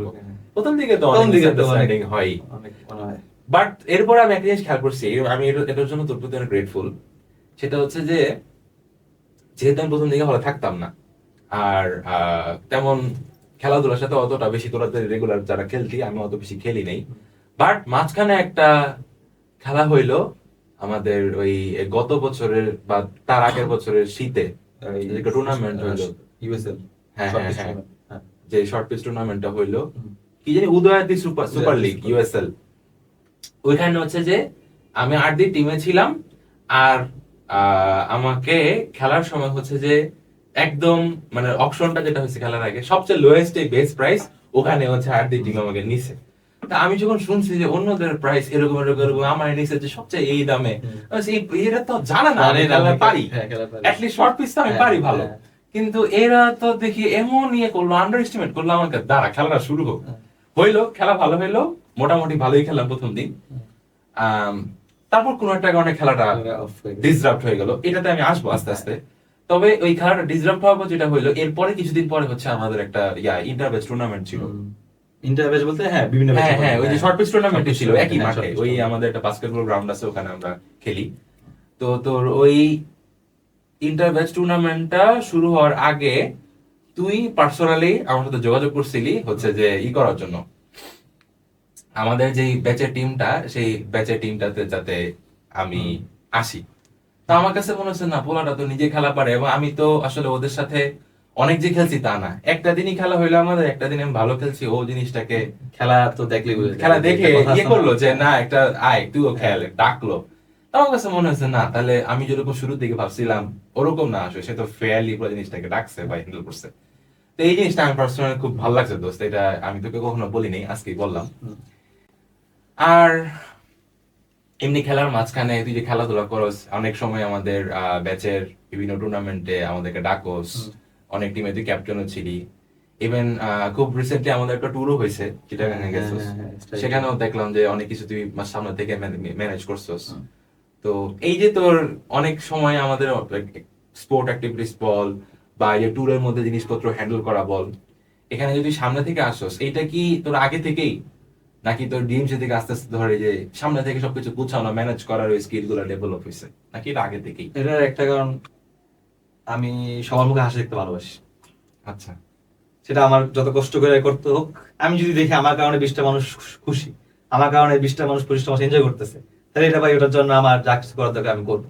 এটা আমার ছোটবেলায় ছিল, ছোটবেলায় আমি এমন করতাম, এখানে এসে এমন, কারণ কাজ দেখতেছি আমার ব্যাচমেটদের, কারণ আমি আমার ব্যাচ, সত্যি কথা বলতে আমার ব্যাচ খুব ভালোবাসি, ঠিক আছে, এনিথিং আমার ব্যাচ ফার্স্ট, যাই হোক কেন। তো ওই ব্যাচের সবার খুশি, সবাই যদি একটু হাসি খুশি থাকে, সবাই একটু এনজয় করতে পারে, তো ওই জন্যই আর কি সামনে থেকে কাজগুলি করা আর কি। এই ব্যাচকে ভালোবাসার কথাটা যেহেতু আসছেই, দোস্ত এই গল্পটা বলবো, তুই আমাকে ইন্টারাপ্ট করিস না। ওই দিন যে খেলাটা ভেঙে গেল আমাদের ইউএসএ, হ্যাঁ, আমি পার্সোনালি, যেহেতু তোকে বারবারই এটা রিপিট করা হচ্ছে যে আমি হলের প্রথম কয়েক মাস বাসা থেকে জি, যাওয়া আসা করে হ্যাঁ। ক্লাস করতাম। হুম। হলে আসলে মানে পার্মানেন্টলি থাকা বা রেগুলার থাকা এই জিনিসটা আমি করতাম না। হুম। তো তোর যেটা হয়েছিল ওই সময়, আমাদের তো ওই সময় আওয়ামী লীগের সময় হ্যাঁ। ছাত্রলীগ হল চালায়, এবং হলে জুনিয়র সিনিয়রদের কাইন্ড অফ মিট আপের সিস্টেম ছিল গণরুম। গণরুম।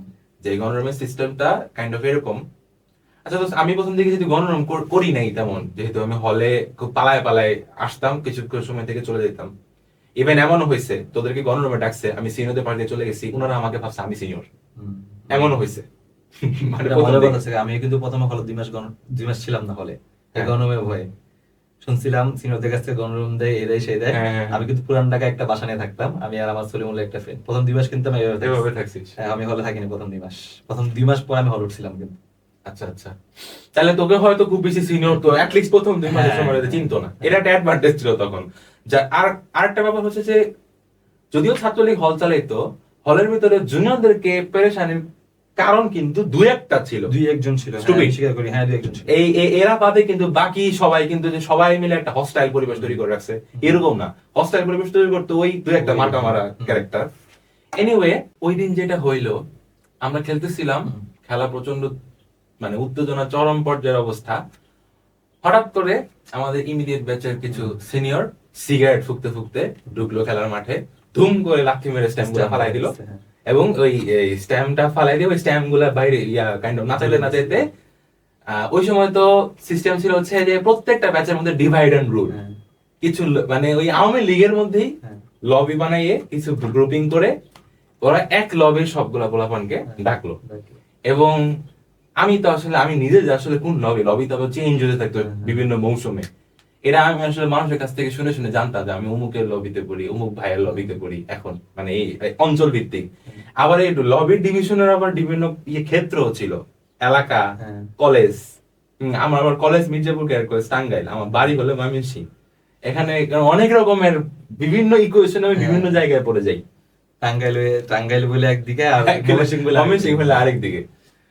যাই হোক, এখন ওখানে যেটা হইলো, আমি ওই সময় অনেকের কাছ থেকে একটু ফিসফিসি কথা বলে, আচ্ছা যাদেরকে ডাকতেছে আমি কি এই লবিতে পড়ি, যে হ্যাঁ তার সাথে ওই লবিতে তুই, ও মনে পড়ছে, তুই ঢুকছিলি, হ্যাঁ ওটা ফার্স্ট এবং লাস্ট। হ্যাঁ, ফার্স্ট টু লাস্ট। আমি যেহেতু ক্যারেক্ট কলেজে পড়ছি, জুনিয়র পানিশমেন্ট এই জিনিসটা তো আমি খুব ভালোভাবে জানি, বা এটার সাইকোলজি কি, এগুলো তো আমার বুঝতে কোনো অসুবিধা নাই, বা এটাতে আমার খুব ভয় পাই বা ভীতু হওয়ার মতো বিষয়টা এরকম না। এটা আমি এমনিতেই অ্যাভয়েড করছি কয়েক মাস, কারণ দরকার নাই আমার তো আননেসেসারি, যেহেতু সুযোগ আছে আমার ঢাকায় বাসা, নিজেদের বাসা ঢাকায়, কষ্ট করে হলেও এটা আমি জাস্ট অ্যাভয়েড করছি। তো ওই দিন কি জানি আমার মনে হলো যে আচ্ছা জীবনে একটা গণরুম করি নাই, দেখি একটু কি করে, ক্যারেক্ট কলেজের চেয়ে খারাপ তো আর হবে না ডেফিনেটলি। যাই গিয়ে দেখি যে আবার ক্যাডেট কলেজের বিষয়টা হচ্ছে, তোর ক্যাডেট কলেজের পানিশমেন্ট সিস্টেম আর তোর গণরুমে যে একদিনই তো করছি, যা বুঝছি দুইটার মধ্যে আকাশ পাতাল পার্থক্য। কেন? ক্যাডেট কলেজে সাপোজ তুই আমার সিনিয়র, তুই আমাকে পানিশমেন্ট দিলি, তাহলে বা ইভেন তুই আমাকে ধর গায়ে হাতও দিলি, মারলি, কিন্তু ওই সিনিয়রটার সাথে হচ্ছে সারা জীবনের জন্য একটা অন্যরকম সম্পর্ক হয়ে যায়। কি জানি একটা থাকে মনে হয়, একটা সবাই সিনিয়রও দেখি অনেক সময় তুই তুমি করে বলে। হ্যাঁ, ওইটা হচ্ছে যে আমি জুনিয়রটাকে কিছু সিনিয়র এটা মানে মিস ইউজ করতো, এটা তো সব জায়গায় আছে, বাট ওখানে একটা জুনিয়রকে পানিশ করার মানে জাস্ট আমি ওই যে স্যাডিস্টিক, আমরা যেমন স্যাডিজম করছি ফরেনসিকে, কাউকে কষ্ট দিয়ে মজা পাওয়া সেটা এরকম না, এটা কিছু কিছু সিনিয়র করতো, এটা ট্রু, এটা সব জায়গায় আছে খারাপ মানুষ। কিন্তু ওখানে পানিশমেন্ট দেওয়ার দুইটা বড় বড় উদ্দেশ্য ছিল, এটা আমরা আগের কিছু এপিসোডে বলছি, সামনে এই ধরনের কিছু আলোচনা ক্যারেক্টার যেহেতু আমার এপিসোডে প্রায় আসে, তাদের সাথে আলাপ হয়, যে তোর পানিশমেন্ট দুইটা কারণ। একটা হচ্ছে যে জুনিয়রকে শিখানো, তুমি এই কাজটা তা কখনো না করো, ভুলগুলো ধরাই দাও, জীবনে কোনোদিন আর না করো। সেকেন্ড হচ্ছে যে সারা বছরের একদম শেষে একটা স্পোর্টস ইভেন্ট হয় ক্যারেক্ট করে, যেটা আমরা অ্যাথলেটিক্স বলি, সব রকমের সব ইভেন্ট আছে, একদম পুরো অলিম্পিক্স এর মতো, দুনিয়ার সব আছে ওখানে। তোর ওই জ্যাভেলিন থ্রো থেকে শুরু করে রানিং ইভেন্ট, যত রকমের রানিং ইভেন্ট আছে, হ্যাঁ। সিঙ্গেল, রিলে, সবকিছু। তো এই ইভেন্ট গুলার জন্য এখানে তো ক্যারেক্টার পার্টিসিপেট করে, প্রত্যেকটা ব্যাচকে পানিশমেন্ট দিয়ে দিয়ে ফিজিক্যালি স্ট্রং বানানো। কারণ একটা তো হচ্ছে তোর অথরিটি পিটি করায়, ড্রিল করায়, অথরিটি সিনিয়র বাদে মানে অথরিটি যেটা আছে ক্যারেক্ট কলেজে, তারাই ক্যারেক্টারকে বিভিন্ন ড্রিল পিটি করে। এটা ছাড়াও তোর সিনিয়রদেরকেও জুনিয়রদের ঠিক রাখার জন্য কিছু পানিশমেন্ট পারমিশন আছে, দেওয়া আছে। এবং সিনিয়র সবসময় চায় তার হাউসের মানে তার হোস্টেলের ক্যারেক্টার যাতে ওই কম্পিটিশনকে ভালো করে, এইটাও তাদের নিয়তটা থাকে। তো এখানে দুইটাই কোনো খারাপ না। একটা হচ্ছে যে ভুল যেটা করছে আর কখনো করবা না, সেকেন্ড হচ্ছে যে পানিশমেন্ট হইলো তোমার ফিজিক্যালি স্ট্রং হও, লাস্টে যাতে হাউসকে একটা ট্রফি এনে দিতে পারো। এবং বিশেষ করে শেষের দিকে কোনো ফল্ট না করলেও ইচ্ছা করে পানিশমেন্ট দেওয়া হয় যাতে ফিজিক্যালি স্ট্রং হয়। এবং জুনিয়রের সেটা কেউ হবেই নাই। কিন্তু কিছু কিছু সিনিয়রদেরকে আমরা দেখতে পারতাম না যারা হচ্ছে এটা মিসইউজ করতো, যারা হচ্ছে কোনো ফল্ট নাই, তারা আমাকে ফিজিক্যালি স্ট্রং বানানোর কোনো উদ্দেশ্য নাই, কিচ্ছু নাই, মজা সব জায়গায় থাকে মজা। এবং তারা পানিশমেন্ট দেওয়ার নতুন নতুন মাইপিট করার নতুন নতুন পদ্ধতি বের করতো, যেটা আমাদের নরমাল লাইফে। তুই কি কখনো খাইছস পানিশমেন্ট?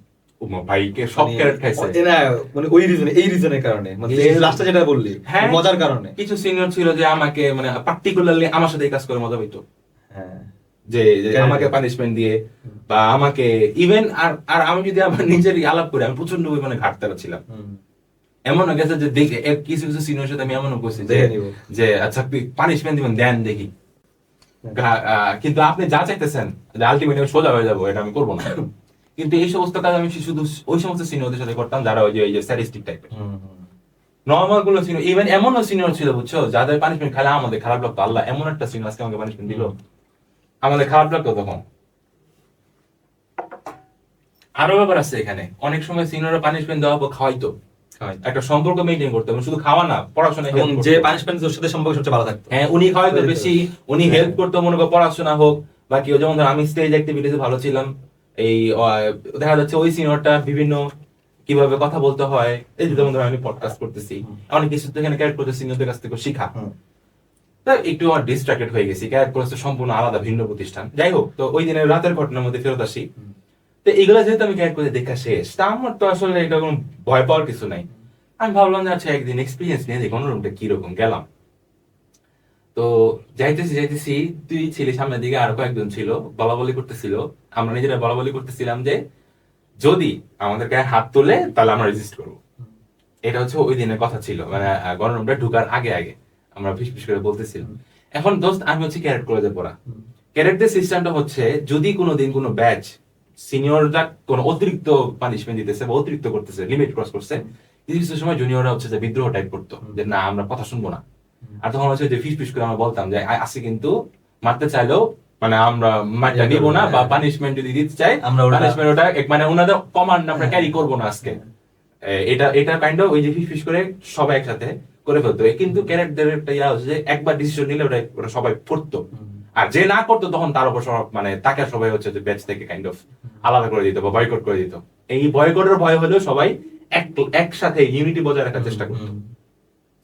আমি তো ওই মাইন্ডসেটের লোক, সবারটা শুনলাম যে তোরা বলছিস যে আচ্ছা যদি গায়ে হাত তুলে সবাই হচ্ছে রেজিস্ট করবো, ভালো।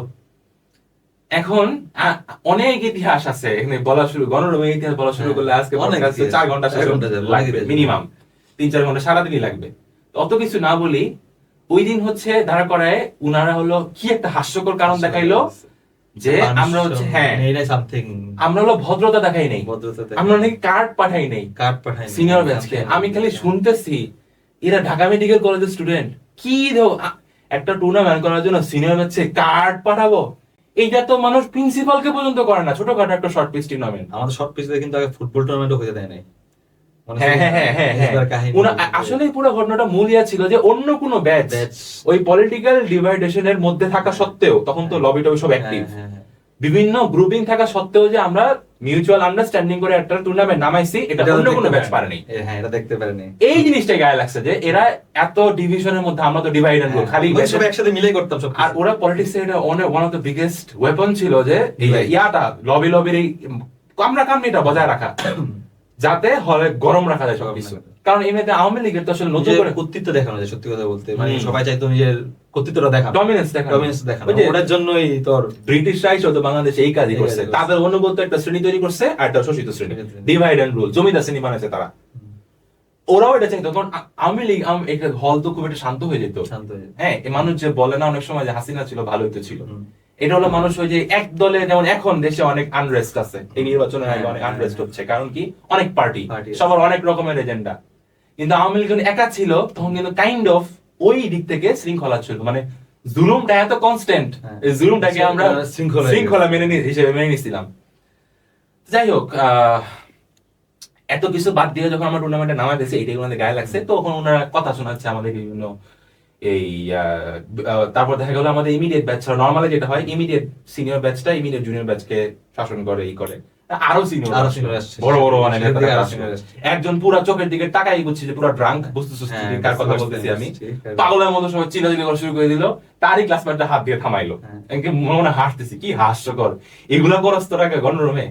কিন্তু এরপরে যে কাজটা হলো, যেটা আমার খুব খারাপ লাগছে, যে তারা আমাদের কিছু ক্লাসমেটকে ডেকে চট্টগ্রাম মারা শুরু করলো।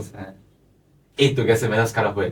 এবং এই জিনিসটা আমি আমার অনেক ক্লাসমেটকে পরে বলছি, তোরা এটা খেয়াল করস নাই, আমাদের লাইনে দাঁড়ায় ছিলাম, আমি ছিলাম সেকেন্ড লাইনে, যখন ফার্স্ট চটটা, তুই বুঝতেছিস কাকে মারছে, আমার নাম না বললাম, যখন চটটা মারলো ফার্স্ট, আমি কিন্তু আগে গেছিলাম, কারণ ওই যে ক্যারেট করে ইনস্টিংক্ট, তোরা বলছো যে হাত তুললে আমরা রেসপন্ড করবো, কিন্তু হাত টাচকে তুলতে দেওয়া যাবে না, বকুক বা দাঁড়া করে রাখা, কিন্তু হাত তোলা যাবে না। হাত যখন তুলছে আমি কিন্তু সামনে আগাইছিলাম, কিন্তু পরে দেখি যে সবাই তো সবার লাইনে দাঁড়ানো। এটা আমিও বলি, যখন হাত তুলছিল তখন তুলছিল যে আমার একটা ফ্রেন্ডের গায়ে তুলছিল, নাম বললাম না, ঠিক আছে, এখন সবাই আমাদের ফ্রেন্ড, আমাদের ক্লোজ ফ্রেন্ড। তখন কিন্তু আমিও সামনে আগাইতে নিছিলাম, কিন্তু দেখি পিছনে কেউ নাই, এটাই তখন পিছনে কেউ নাই।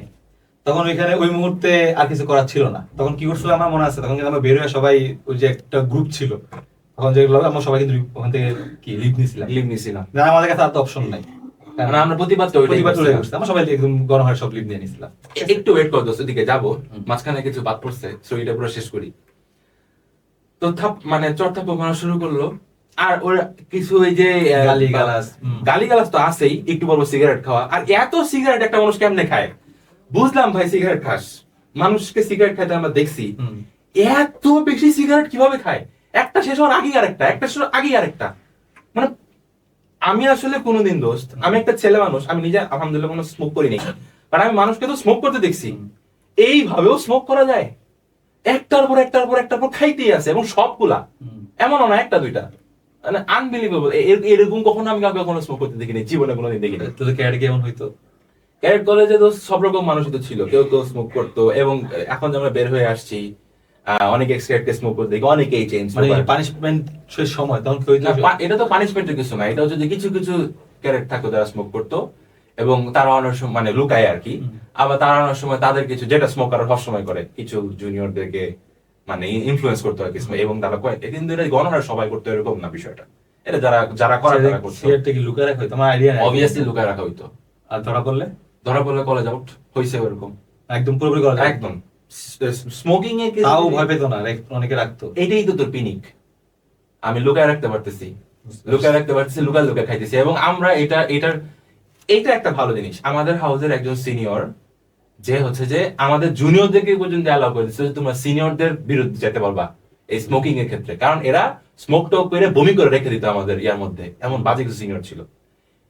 এখন আমরা এটাকে প্রায়, ওনারা কিছু সিনিয়র, ভালো সিনিয়র, তারা ওনাদের ক্লাসমেটদের এগেইনস্টে যেতে আমাদেরকে অ্যালাউ করেছিল, যদি তুমি কখনো দেখো যে অমুক, আমাদের জানতামই কারা কারা স্মোক করে, অমুক যদি কখনো স্মোক করে এবং কাউকে স্মোক করতে ইনফ্লুয়েন্স করতেছে, সরাসরি আমাদেরকে জানাবা, এবং তোমার নিজেরাও এখানে স্টেপ নিতে জানি। আমরা তো এরা তো বাইরের মতো নোংরা পরিবেশটা, আমরা তো সিনিয়রদের গায়ে হাত তুলবো বা বাজে কথা বলবো এরকম না, আমরা খালি বলতে পারবো যে ভাই অমুক কিন্তু আপনার বলছে যে আপনি যদি স্মোক করেন তাহলে জানাইতে, এই ধরনের কিছু পলাইটলি বলে দেওয়া, বা আমাদেরকে এই অথরিটিটা ওই সময় দেওয়া হয়েছিল। কিছু কিছু সিনিয়ররা এটা হ্যান্ডেল করার চেষ্টা করছে, বাট তারপরও আমার ব্যাচে যে কেউ স্মোক করতো না এটা তো না, করতো তো অনেকেই বলতে কেউ করতো, তবে এটা লুকায়। আর এই যে ধরা খাবে না বা ধরা না খায় করা, এটাই তাদের ওই মানে নেশাটারে আরো করতো আর কি, বেশি ডোপামিন দিতে হয়তো। এনিওয়ে, আচ্ছা, তো এই ঘটনাটার মধ্যে আসি। রাতের বেলা চড়থাপ্পড় মারা স্টার্ট করছে, আর কিছু যে মেয়ে মানুষ মার্কা পানিশমেন্ট, হাত উপর করে রাখো, কান ধরে থাকো, এই করো সেই করো, নাচানাচি টাইপের, এগুলো তো করাচ্ছে, এগুলো তো কিছুই না, এগুলো তো গায়ে লাগতেছে না, কিন্তু এগুলো তো ছোট থেকে এগুলো তো এগুলো তো কি, এগুলোর চেয়ে তো 100 গুণ বেশি না, আমার কিন্তু আমি আবার কিন্তু ছোটবেলা হিসেবে এক্সপেরিয়েন্স না, আমি কিন্তু ওই যে গণরুমে মেডিকেল আসার পরে কিন্তু আমি আসে সব এগুলো first দেখছো। পাইছি। হ্যাঁ, এটা তো স্বাভাবিক, সবাই বেশিরভাগই ক্যারেট বাদে কেউ তো আর এগুলো ফেস করেনি। আর আমরা তো এগুলো জানি বুঝি, এগুলোতে গায়ে লাগতেছে না, কিন্তু যে মারামারি যখন শুরু করছে তখন খুবই কষ্ট লাগতেছে। এবং আমি এইটা কখনোই ভুলবো না, এটা আমি জাস্ট পডকাস্টে বলার জন্য বলতেছি না, আমি অনেক ক্লাসমেটকেও এটা আমি তোর আড়ালে বলছি, এটা আজকে তো প্রথম তোর সামনে বলতেছি, যে আমি ওই দিন দেখছি যে তুই কান্দতেছস, আমাদের ক্লাসমেটকে যখন মারতেছে তখন তুই কান্দতেছস, বারবার চোখ মুছতেছস। তো মানে কিছু কিছু সিচুয়েশন থাকে না যে তুই কিছু করতে পারস না, মানে তুই চাস করতে কিন্তু তুই কিছু করতে পারস না, তখন আসলে এমনটা হয়ে যায়। মানে তুই কি করবি এখানে, একলা কি করবি, বা তুই তো কেউ নিয়ে কিছু করতে পারতেছিস না, মানে সামনে এতগুলি মানুষ, তুই যে আজকে একটা রেজিস্ট করস, কালকে দেখবি আবার তোর উপরে যেতেছে সবকিছু, তখন কিছু করার থাকে না, যখন কিছু করার থাকে না তখন তো আর ওই অপশন নাই। তবে ওই দিন যদি আমরা আসলেই দাঁড়ায় পড়তাম না, আমার কাছে মনে হয় না ওনারা আসলে তেমন কিছু করতে পারতো, আমার কাছে মনে হয়। ঠিক, তাও ঠিক। দেখ ওই দিনের ঘটনা, আচ্ছা শেষ করে দেই, এরপরে মারামারি কিছু করলো, মোটামুটি আমাদের দুজন ক্লাসমেটের গায়ে ওই হাত তুলছে। এরপরে গিয়ে আমরা দেখলাম যে, এবং আমার খুব ভালো লাগছে ওই দিন, বিশ্বাস করে আমার খুবই ভালো লাগছে, কারণ আমার রুমেই ঘটনাটা ঘটছে। তোর রুমে বসেছিলাম, আমার রুমে সবাই লুকায় সেই কর্নারে গিয়ে পাথর বেডে হ্যাঁ। বসে সবাই মিলে ডিসিশন নিল যে এখন রুম থেকে লিভ নেওয়া হবে। এবং মানে এই আরেকটা বিষয় এখানে বলা দরকার, গ্রুপ থেকে লিভ নেওয়া এমন কি, ওটা হচ্ছে একটা পলিটিক্যাল গ্রুপ ছিল। ইভেন মানে এক ক্লাবের একটা গ্রুপ, আর ক্লাবের একটা গ্রুপ, এবং এই গ্রুপের মধ্যে বিভিন্ন মেসেজিং, এগুলো অনেক ওই সময় মানে এগুলো অনেক মানে এগুলোই হলের পরিবেশ ডিকটেট করতো কাইন্ড অফ। তো ওখান থেকে লিভ নেওয়া একটা বড় ব্যাপার। লিভ নেওয়ার পরে দেখলাম, তারপর অনেক কিছু ওই দিন শিখলাম, তোদেরকে কিভাবে সিনিয়ররা হ্যান্ডেল করতো। আমি তো আসলে গণরুম এসব বা পলিটিক্স অনেক দূরে ছিলাম, তার কারণ তোর সমানে বিভিন্ন সিনিয়র কল দেওয়া শুরু করলো, আর অমুককে ফোনে কল দেওয়া শুরু করলো। ইভেন আমার নাম না বলি, আমাদের অনেক নিজেদের ব্যাচের ক্লাসমেটের উপরই তখন আমাদের মেজাজ খারাপ হয়েছে, এবং আমরা বিশ্বাস করতে পারতেছিলাম না যে অমুকে তো বাইরে আছে, ভিতরে গেছিল, তুমুকে তো বাইরে আছে, তুমুকে তো অমুক সিনিয়র সাথে মাত্র কথা বলে আসছে। ওই দিনে আমি অনেক কিছু শিখেছি, না আসলে জিনিসগুলা যে একদম ক্যাডেট কলেজ থেকে পুরা আলাদা এরকম না, আমরা কিন্তু ঠিক এই কাজটাই করতাম। পার্থক্য একটাই, আমাদের ক্যাডেট কলেজে প্রচুর পরিমাণে ইউনিটি, একটা ডিসিশন নেওয়ার পরে মানে কোনো বিট্রে করতো না কেউ, হার্ডলি কেউ বিট্রে করতো, আর বিট্রে বলে সারা জীবন মনে রাখবে এমন ট্রিট করা হইতো ওকে, যাতে সারা জীবন যেন সোজা যায়। কিন্তু ওই দিন দেখলাম যে আমরা মোটামুটি সবাই ইউনাইটেড, কিন্তু ওই যে দুই একটা মানুষ যাদেরকে আমরা কেউ ভরসা করতে পারতেছি না, মুখে বাইরে কেন, সিনিয়রদের সাথে কথা বলতেছে কেন। ভাল লাগছে আমাকে, ওই রাতটা আমি অনেক এনজয় করছি। তারপরে গেলাম তোর প্রথম এক্সপেরিয়েন্স, আমার গণরুমে first experience, first and last, ওইটাই প্রথম, ওইটাই শেষ। যেদিন ফার্স্ট গণরুমে গেছি সেই দিনই একদম ঐতিহাসিক ঘটনা হয়েছে কাইন্ড অফ এরকম। এনিওয়ে, তারপরে হচ্ছে তোর আমরা যখন লিভ নিছি, এরপরে কাইন্ড অফ সিনিয়রদের সাথে দর কষাকষি শুরু হইলো। দর কষাকষি করতে অনেক রকম দর কষাকষি শেষ হয়ে লাস্টে কি যে যে নেতা ওই নেতার রুমে যাইতে হবে, উনি এখন আমাদেরকে ই করবে, মানে হ্যাঁ মানে কি বলবে, পুরো জিনিসটা রিকনসাইল করবে। গেলাম ওইখানে গিয়ে তো দেখি ভাই, এরা যদি মনে কর চেইন স্মোকার হইতো পাতি নেতাগুলা, তাহলে বড় নেতা তো মনে হয় চেইনের উপরে যদি কিছু থাকে, মাল্টি চেইন, এত পুরো এত স্মোকিং করতে পারে। এই পাতিগুলো হচ্ছে, পাতিগুলোটা ম্যাচ খারাপ হচ্ছিল। আর এ তো দেখি মানে শ্বাস মানুষ যে কার্বন ডাই অক্সাইড ছাড়ে, এবং কার্বন ডাই অক্সাইড কনস্ট্যান্টলি খালি নিঃশ্বাসের সাথে সাথে খালি স্মোকের ধোয়া চাপতেছে, এরকম অবস্থা। বোটকা একটা গন্ধের ভর্তি, বড় একটা টেলিভিশন, উপরে বঙ্গবন্ধু আর হলো আমাদের বল্টু আর হাসিনার ছবি, এই রুমের মধ্যে বসায়। তখন উনি বেসিক্যালি কাইন্ড অফ আমাদের রিকোয়েস্টই করলো, একটা নাটক করলো পুরা, সবাই বুঝছি যে এটা পুরো নাটকটা করতেছে। এবং আমার এখনো সেন্টেন্স কিছু কিছু মনে আছে, যে রাজনীতি করস, রাজনীতি তো আমাকে দেখেই করস, আমাকে দেখে রাজনীতি করস না, আমাকে দেখে কি আমার লবি করস না, তোদের টুর্নামেন্টের জন্য টাকা লাগবে, তখন হলো যে আমাদের টুর্নামেন্ট শেষ করাই দিবে, লাইক দিয়ে দিবে, এই দিবে সেই দিবে, বিভিন্ন রকম রিকনসাইল করে যাতে গ্রুপে আবার সবাই অ্যাড হয়ে যায়। তারপর আমরা অনেক অভিযোগ দিলাম, অমুক সিনিয়র কেন আমাদেরকে মারছে, হ্যান তেন, এবং কিন্তু করার হয় নাই, আমরা কিন্তু ওই আগে কবে কিন্তু টুর্নামেন্ট করা হয়নি, শেষও করতে পারিনি, এখনো পর্যন্ত ওই টুর্নামেন্ট শেষ হয়নি। মজার ব্যাপার হচ্ছে যে ওই দিন হলো আমাদের সামনে কেন দেখায় তুই মুসলিমকে মারছিস কেন, হুদাই এগুলো তো তাড়াতাড়ি পালা, একদম ডগস। তো ওই আমাদের সামনে দেখায় একটা কাইন্ড অফ মানুষ যখন শাসন করে, এরকম দেখানো মার্কেটে শাসন করলো, রেখে দিল ওই দিন শেষে আসলে ওই ঘটনার কোনো সুরাহাই হয়নি। পরবর্তীতে আমরা এটা মাইনে নিয়েছি। আমাদের প্রতিবাদ জাস্ট ওই লিফট থেকে লিফটটা নিয়েছিলাম খালি, এইটুকুই তখন অনেক বড় কিছু ছিল। আর এখন উপায় আছে এগুলো করার? এইটা তো অনেক বহুত দূর কি বাত। মানে এখন যদি কেউ নর্মালি একটা পলিটিক্স দিয়ে জাস্ট বাঁকা তারা কোনো কিছু বলে, তাতেই কত রকমের সমালোচনার শিকার হইতে হয়, কত রকমের কত কিছু শুনতে হয়। আর ওই সময় কি একটা সময় ছিল, আসলে কোনো কিছু কনস্ট্যান্ট নাই দুনিয়াতে। এটাই ভাই, কোনো কিছু স্থায়ী না, সময় চেঞ্জ হয়, সবকিছু চেঞ্জ হয়। ঠিক আছে, আজকে কেউ ওদিকে আছে, তার ওইদিকেও আসতে হবে, কেউ ওদিকে তার এদিকে যাইতে হবে, রাইট, সবকিছু চেঞ্জ হবে। আচ্ছা, এদিক ওদিক যাওয়ার নিয়ে দোস্ত, আমাদের ঢাকা মেডিকেল কলেজের বর্তমান ব্যাচের মোটামুটি সবাই একটা কথা ভিতরে ভিতরে বলে, এই ঢাকা মেডিকেল কলেজের এখন এটা ঠিক সামনে নির্বাচন, বিভিন্ন ছাত্র সংগঠনের যে ইয়াগুলা কমিটি, নির্দিষ্ট বিভিন্ন অমুক কলেজের অমুক প্রতিষ্ঠানের কমিটি, এগুলো প্রকাশ করা হয়নি। বাট আমরা ভিতরে ভিতরে সবাই জানি নির্বাচনটা করার পরে সবাই বিজনেস কমিটি নেতা টেতা সব প্রকাশ পাবে, বিভিন্ন মানুষ এই পলিটিক্স এর লাইনে চলে যাবে। ভেতরে ভেতরে সবাই বলে যে অ্যাটলিস্ট ঢাকা মেডিকেল কলেজের প্রেজেন্ট স্টুডেন্টরা যে ডিএমসি তে যদি পলিটিক্স এর আগে সেই বর্বরূপ কোনো ব্যাচ ফিরে আনে, এটা নাকি আমরা 79 আনবে। তো এটা কি তুই সাপোর্ট করো? না, কিন্তু সবাই যে বলে এটা ডিএমসি তে যদি হ্যাঁ পলিটিক্স আনতে পারে 79, তুই যদি বলছিস বর্বর, হ্যাঁ সেটা 79 আনবে না। সেটা 79 এমন অনেক ফেস আছে যা এটা করতে দিবে না। আমি একমত, যা এটা করতে দিবে না। ঠিক আছে, হ্যাঁ তুই 79 ডিএমসি থেকে পলিটিক্স দূর করার ক্ষেত্রে কিন্তু সবচেয়ে বেশি ভূমিকা রাখছে 79। তুই স্বীকার করতেছিস? এটা আনতেও, হ্যাঁ আমি স্বীকার করি, মানবো, অনেকে তো না মানতে পারবে, কিন্তু এটা আনতেও সবচেয়ে বড় ভূমিকা রাখবে 79, আমি এটাও স্বীকার করি, এটা স্বীকার করিস তুই। কিন্তু তুই যেটা বললি যে বর্বর, ওই ফর্মটা 79 আনবে না। এবং এটা রেজিস্ট করার জন্য আমাদের ব্যাচে এনাফ ছেলে আছে।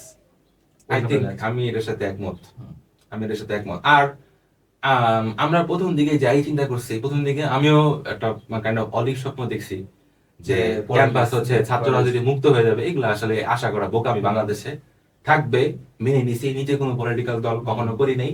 আমরা আশা করি যে যারাই করে ওয়েল পলিটিক্স মানে যাতে নিজেরা নিজেরা মিছিল করুক, নিজেরা যা ইচ্ছা তাই করুক, সাধারণ স্টুডেন্ট যারা কোনো পলিটিক্স করে না তাদেরকে যাতে টানাটানি না হয়, লবি ভিত্তিক কামড়ে এইসব যাতে না হয়, পলিটিক্স করে ভালো স্টুডেন্টদের স্বার্থে বলতে এই যে ভালোর স্বার্থে একটা টুর্নামেন্ট হইতেছে, এগুলো অ্যারেঞ্জ করুক, তারপর হচ্ছে স্টুডেন্টদের এই যে আমাদের প্রোগ্রাম হয়, কাওয়ালি প্রোগ্রাম হয়, আমরা তো ওই 24 পরে সেই একটা করলাম হল ফেস্ট, 25 গেল, 26 শুরু হয়ে গেছে, কই কোনো খবর নাই।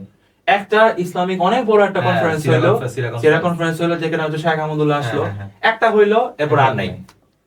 তো এখানে তো যারা পলিটিক্স করবে বা পলিটিক্যাল কমিটি থাকবে, আর কোনো কিছু যদি আমরা মানতে নাও চাই, ওনাদের অ্যাটলিস্ট সমাজে কিছুটা গ্রহণযোগ্যতা আছে, কিছুটা হইলেও পাওয়ার আছে, আধিপত্য আছে।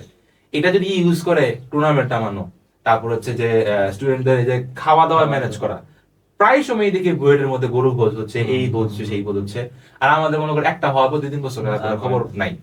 তো এই জিনিসগুলো আয়োজন করা, সব প্রোগ্রামই এমন, তুই দেখ যত প্রোগ্রাম হয় কিছুদিন পর মানে একটা বিষয় কনসিস্টেন্ট না, আমাদের যেমন এই যে ডিএমসি ডে যেটা আমরা বলি, ঠিক আছে, তুমি দেখ কত 3-4 বছর আগে একবার হইছে, আমরা কোনো নাম গন্ধ নাই।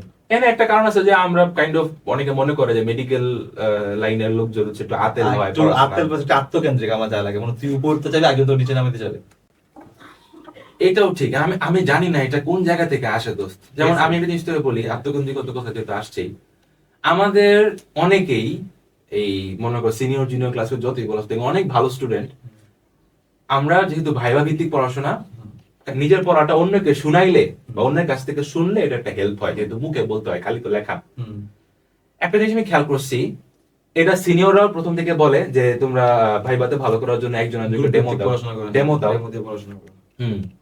তো এই ডেমো দেওয়ার ক্ষেত্রে যেটা হয় যে অনেক ভালো স্টুডেন্টরাই ডেমোটা ঠিক তখনই দেয় যে আমি মনে কর কথার কথা চ্যাপ্টার 1 পড়ছি, বা একটা আইটেম নাম্বার 1 আমি পড়ছি, এখন কাউকে আমার শোনার লাগবে, গিয়ে সে একটা ক্লাসমেট কারো প্রেফারেবলি যে একটু কম পারে, দোস্ত আমি তো মাত্র পড়ছি, একটু শুনাই, তোর হয়ে যাবে আমার হয়ে যাবে। তো এটা তো একটা অসৎ কথা রে, তুই তো নিজের স্বার্থে আসছস। এই একই ক্লাসমেটকে সবাই এরকম না, আমারও সবাই এরকম না, অনেকে অফেন্ডেড হবে, সব ভালো স্টুডেন্ট এরকম, বিষয়টা এরকম না। তবে এই নাম্বারটা একেবারে কমন, এটাতে কোনো সন্দেহ নেই। বাইরে থেকে যখন আমাদের কেউ মনে কর মেডিকেলি ভালো, মেডিকেল সেক্টর ভালো করে, মনে কর প্রফে ভালো করলো, ফার্স্ট হইলো, সেকেন্ড হইলো, বা এই যে প্রফ তো অনেকগুলো মেডিকেল কলেজ একসাথে হয়, যেখানে ফার্স্ট সেকেন্ড থার্ড এর মধ্যে ঢাকা বিশ্ববিদ্যালয়ের আন্ডারে যে মেডিকেল গুলো, ঢাকা মেডিকেল কলেজের কেউ ভালো করলে পত্রিকা থেকে ইন্টারভিউ নিতে আসে, অনেক রকমের হয়, তাকে একটা সেলিব্রিটিজমের মতো কাইন্ড অফ দেখা হয় কিছু সময়ের জন্য। তো এরকম একটা ইম্পর্টেন্ট একটা ফেস, তার তো ভিতরে অনেক বেশি সেলফলেসনেসটাও থাকা উচিত, মানবিক গুণাবলী থাকা উচিত। কিন্তু অনেকেই ভালো স্টুডেন্ট এভাবে চিন্তা করে যে আমি শুধু মানে তাদের সেটআপটাই এরকম হয়ে গেছে, মাইন্ডসেট, যে আমি যখন আমার অমুক আইটেম পড়া হয়েছে এবং কাউকে ডেমো দেওয়া লাগবে, নিজেরটা একটু রিক্যাপ করা লাগবে, তখন আমি কি কারো কাছে কথা বলবো।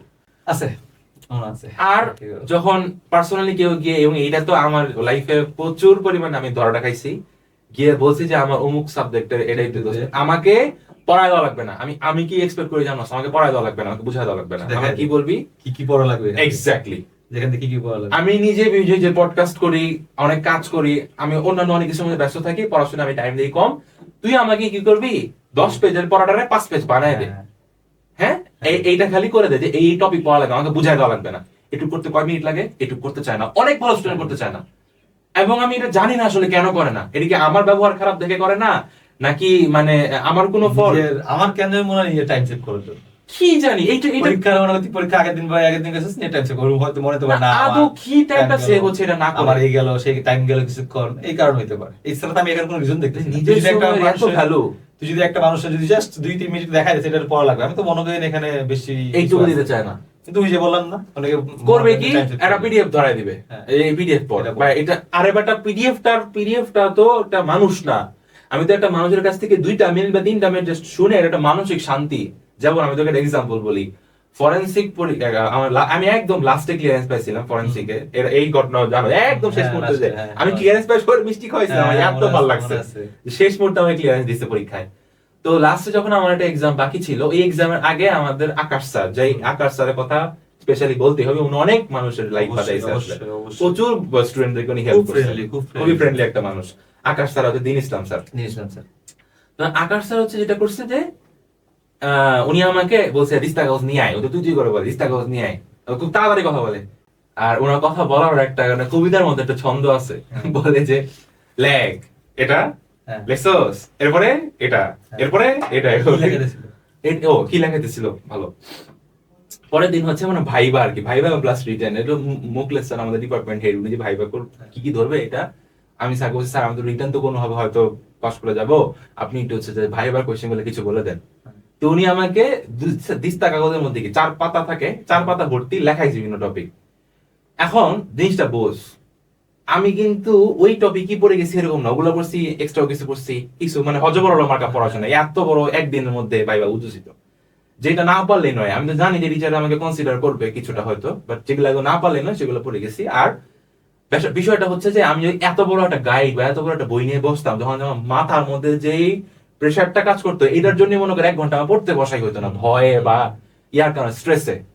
কিন্তু স্যার যখন পুরো জিনিসটাকে এমন না যে ওই 4 পৃষ্ঠা থেকে আমাকে ভাইবা যে হইলো, এমন না খুব বেশি প্রশ্ন কমন পড়ছে এখান থেকে, বাট সাইকোলজিক্যালি তো আমি একটা শান্তি পাইছি যে আমার পড়াটা অ্যাটলিস্ট এই ইম্পর্টেন্ট টপিকগুলো স্যার আমাকে পড়তে বসে, কমন আসতে পারে। পড়াটা স্টার্ট হয়েছে, এটা শুরু করার জন্য যে একটা ইন্সপিরেশন, চাকা ঘুরাই দিয়ে দেওয়ার কাজটা করে দিচ্ছে হচ্ছে স্যার। এই কাজটাই আমি আমার ব্যাচে বহুত ভালো স্টুডেন্টের কাছে আশা করছি, ভাই তুই আমার চাকাটা একটু ঘুরাই দে, আমার এত বড় জিনিস, আমার টাইমও নাই, তুই আমাকে জাস্ট একটু শর্ট করে দে। এবার এটা করতে কতক্ষণ লাগে, তো ওদের তো নোটস আছে, এইটা আছে, সেটা আছে, সবকিছু আছে, চাইলে গিয়ে এটা কনস্ট্রাক্টে বানায় দেওয়া যায় না, কিন্তু এটা না করতে চায় না। এবার অনেকেই, তাও আবার অনেকে আছে প্রচন্ড পরিমাণে ফ্রেন্ডলি, ইভেন এমন ভালো স্টুডেন্ট আছে যাদেরকে আমি জীবনে একবারই হেল্প চেয়েছি, একদম ভয়েস মেসেজে A to Z সব বলে দিচ্ছে আমাকে। আমি ক্ষেত্রে একটা ছেলের নাম বলি, সেটা হচ্ছে পরবিন আদিত্য, ঠিক আছে? আচ্ছা, আমি কিন্তু ফার্স্ট ইয়ার থেকে থার্ড ইয়ার পর্যন্ত যতদিন পর্যন্ত ও ছিল, আমি কিন্তু প্রত্যেকটা আইটেমের আগে ওরা বলতাম, আগের দিন মানে সকাল সন্ধ্যাবেলা রাখতাম যে দোস্ত এই আইটেম, ও সুন্দর মতো একটু দিন আমার ভয়েস মেসেজ দিয়ে রাখতো। আমি রাতে বেলা আইটেমটা পড়ার আগে ওর ভয়েস মেসেজ একবার শুনতাম, শুনে সুন্দর মতো ওই যা আইটেম ছিল সকালে বেলাতে একবার করে আমি আইটেম দিতে যেতাম। মানে আমার পুরো সবগুলো আইটেম চলছে, মানে ও আলাদা, বাকিদের থেকে আলাদা, টোটালি ডিফারেন্ট। ঠিক আছে, ওর যে নোট, ওর যে বাকি যে সেও সবাই কিন্তু এখন ইউজ করতেছে না। ঠিক আছে, ও ছবি এঁকে সবার দিত, প্রত্যেকটা পরীক্ষার আগে গ্রুপে দিয়ে দিত ছবি এঁকে, যে ছবি লাগবে ছবি আঁক। তো আমাদের মাঝখানে নাই ইনসিডেন্টে, আল্লাহ নিয়ে গেছেন। এনিওয়ে, এটা আসলে একটা রিমাইন্ডার যে জীবনটা আসলে জীবন কত এনি টাইম চলে যেতে পারে। Unexpected. আজকে আমি তোর সামনে আছি, হয়তো 1 মাস পর 2 মাস পর আছি কিনা জানি না, কিন্তু আমরা কত প্ল্যান করতেছি, কত এই করতেছি, কত মারামারি কাটাকাটি এই সেই নিজেদের মধ্যে এই চলতে থাকে। না, ওইটা আসলে এমন একটা জিনিস আমাদের ব্যাচটাকে পুরো একদম নাড়াই দিচ্ছে একটা ইনসিডেন্ট, এটা কি হইলো, কিভাবে হইলো। এখনো তো সবাই এটা স্মরণ করে, ভিউয়ার্সরা স্মরণ করবি। আচ্ছা দোস্ত, আমরা আমাদের পডকাস্টে একদম শেষের দিকে চলে আসছি। অনেক কথাবার্তা হইলো মেডিকেল লাইফ নিয়ে অ্যান্ড তোর নিজের পড়াশোনা, তোর নিজের আপব্রিঙ্গিং নিয়ে। তুই যদি একটু মেডিকেল অ্যাডমিশনের স্ট্র্যাটেজি গুলোর দিকে আসোস, যে একটা অনেক বড় প্রবলেম স্টুডেন্টদের ফেস করতে হয়, যেটা হচ্ছে যে কোচিং গুলোতে যখন ওই 3 মাস বা 3.5 মাস টাইমে মেডিকেল প্রিপারেশনের জন্য পড়া স্টার্ট হয় এইচএসসির পরে, ওই টাইমটাতে অনেক স্টুডেন্ট তোর ডে টু ডে এক্সামে ভালো করে, উইকলি গুলোতে খারাপ করে। আজকে 2টা চ্যাপ্টার পড়ে কালকে পরীক্ষা দিলাম ভালো পায়, কিন্তু উইকলি এক্সাম গুলোতে খারাপ করে, রিভিশন দিতে পারে না, লাস্টে মডেল টেস্টে গিয়েও খারাপ করে। রিভিশন দিতে পারে না। এটার ইয়াটা কি তোর কি? আর আরেকটা বিষয় হচ্ছে যে এভাবে পড়ার কারণে লাস্টে তো রিভিশন দেওয়ার টাইমও থাকে কম। তো আমার কাছে পার্সোনালি একটা স্ট্র্যাটেজি যেটা মনে হয় সেটা আমি, তুই বল তারপর আমি বলতেছি। আর আমার কোয়েশ্চেনটা এটাই, যে তোর ডেইলি এক্সাম ভালো হচ্ছে, মোটামুটি 80-90% মার্ক পাচ্ছি, কিন্তু উইকলিতে দেখা যাচ্ছে যে আমি খুবই খারাপ করতেছি। এরকম স্টুডেন্টদের এর কারণ হচ্ছে তুই ডেইলি এক্সামের আগে কিন্তু 2টা চ্যাপ্টার 3টা চ্যাপ্টার সিলেক্টেড থাকে, তুই ওগুলি পড়ে পরের দিন নিজের পরীক্ষা দিচ্ছিস। কিন্তু উইকলি আগে কিন্তু পুরো উইকলি যে চ্যাপ্টারগুলি আছে এক সপ্তাহে থাকে, তুই ওগুলি পড়তে পারছিস। তাহলে সলিউশন একটাই, ওই বাবা রিভিশনের মধ্যে থাকা।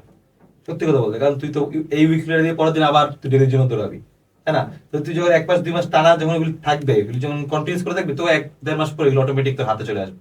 রিভিশন দেওয়ার ট্রিকটা কি দোস্ত? মনে কর ডে 1 এর পড়াটা ডে 2 এর পড়ার নতুন পড়ার সাথে আরেকবার একটু রিভিশন দিয়ে তারপর স্টার্ট করা। যখনই সময় পাবি, যখন তুই একটু সময় পেতেছিস, তখন চ্যাপ্টারটা একবার পড়ে নেওয়া। ঠিক আছে? যত বেশি রিভিশন, আমি মনে করি মেডিকেল এডমিশন খুবই মানে জিনিসটা নির্ভর করে তুই কতবার রিভিশন দিতে পারছিস।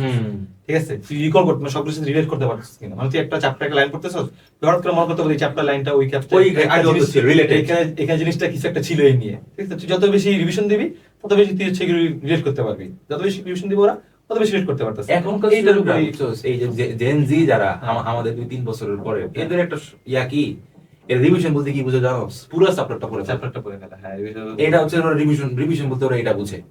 তুই যখন প্রথমবার চ্যাপ্টারটা পড়তেছস, তখন সবই পড়তে হবে। দেন পরের বার তুই যেগুলি পড়ে সেগুলি দাগা রাখিয়ে, এইটা পরের বার যখন তুই পরবর্তী রিভিশন দিবি, তখন তুই যেগুলি পারতেছস না সেগুলি দাগা রাখতে গেলে ইম্পর্টেন্ট। আমি এটা ফলো করতাম। নেক্সট বার যখন এই পরে বারবার দিতে থাকতাম, তখন হচ্ছে যেগুলি আমি হচ্ছে পারতেছিলাম, যেগুলি আমার একটু আননোন ছিল তখন পর্যন্ত, সেগুলি রিভিশন দিতাম, পারাগুলি আর পড়তাম না। এভাবে টাইম সেভ করা যায়। টাইম সেভ করা হচ্ছে বড় বিষয় হচ্ছে যে দোস্ত, যে আমি যদি রিভিশন জিনিসটা কেমন বানায় ফেলি, সব পড়তে হবে, তাহলে তো আসলে রিভিশনও হবে না, এবং এত কিছু মাথায় রাখতে গিয়ে এই জন্য স্টুডেন্টরা হচ্ছে তোর ডেইলি এক্সামে ভালো করে, কারণ ডেইলি এক্সামে সবকিছু মাথায় রেখে করা যায়। আজকে পড়লাম, পরীক্ষা দিয়ে দিলাম, ডান। কিন্তু তোর যখন আস্তে আস্তে সিলেবাস বড় হবে, উইকলির দিকে যাবে, আর যে সাবজেক্ট ফাইনাল পেপার ফাইনালের দিকে যাবে, হ্যাঁ, তখন তোর আস্তে আস্তে অনেক বিষয় মাথায় রাখার ব্যাপার আছে। আমার কাছে একটা পার্সোনাল একটা স্ট্র্যাটেজি মনে হয় এরকম, যে তোর কিছু কিছু জিনিস আসলে আনপ্রেডিক্টেবিলিটি জায়গায় রেখে দেওয়া উচিত। কিরকম?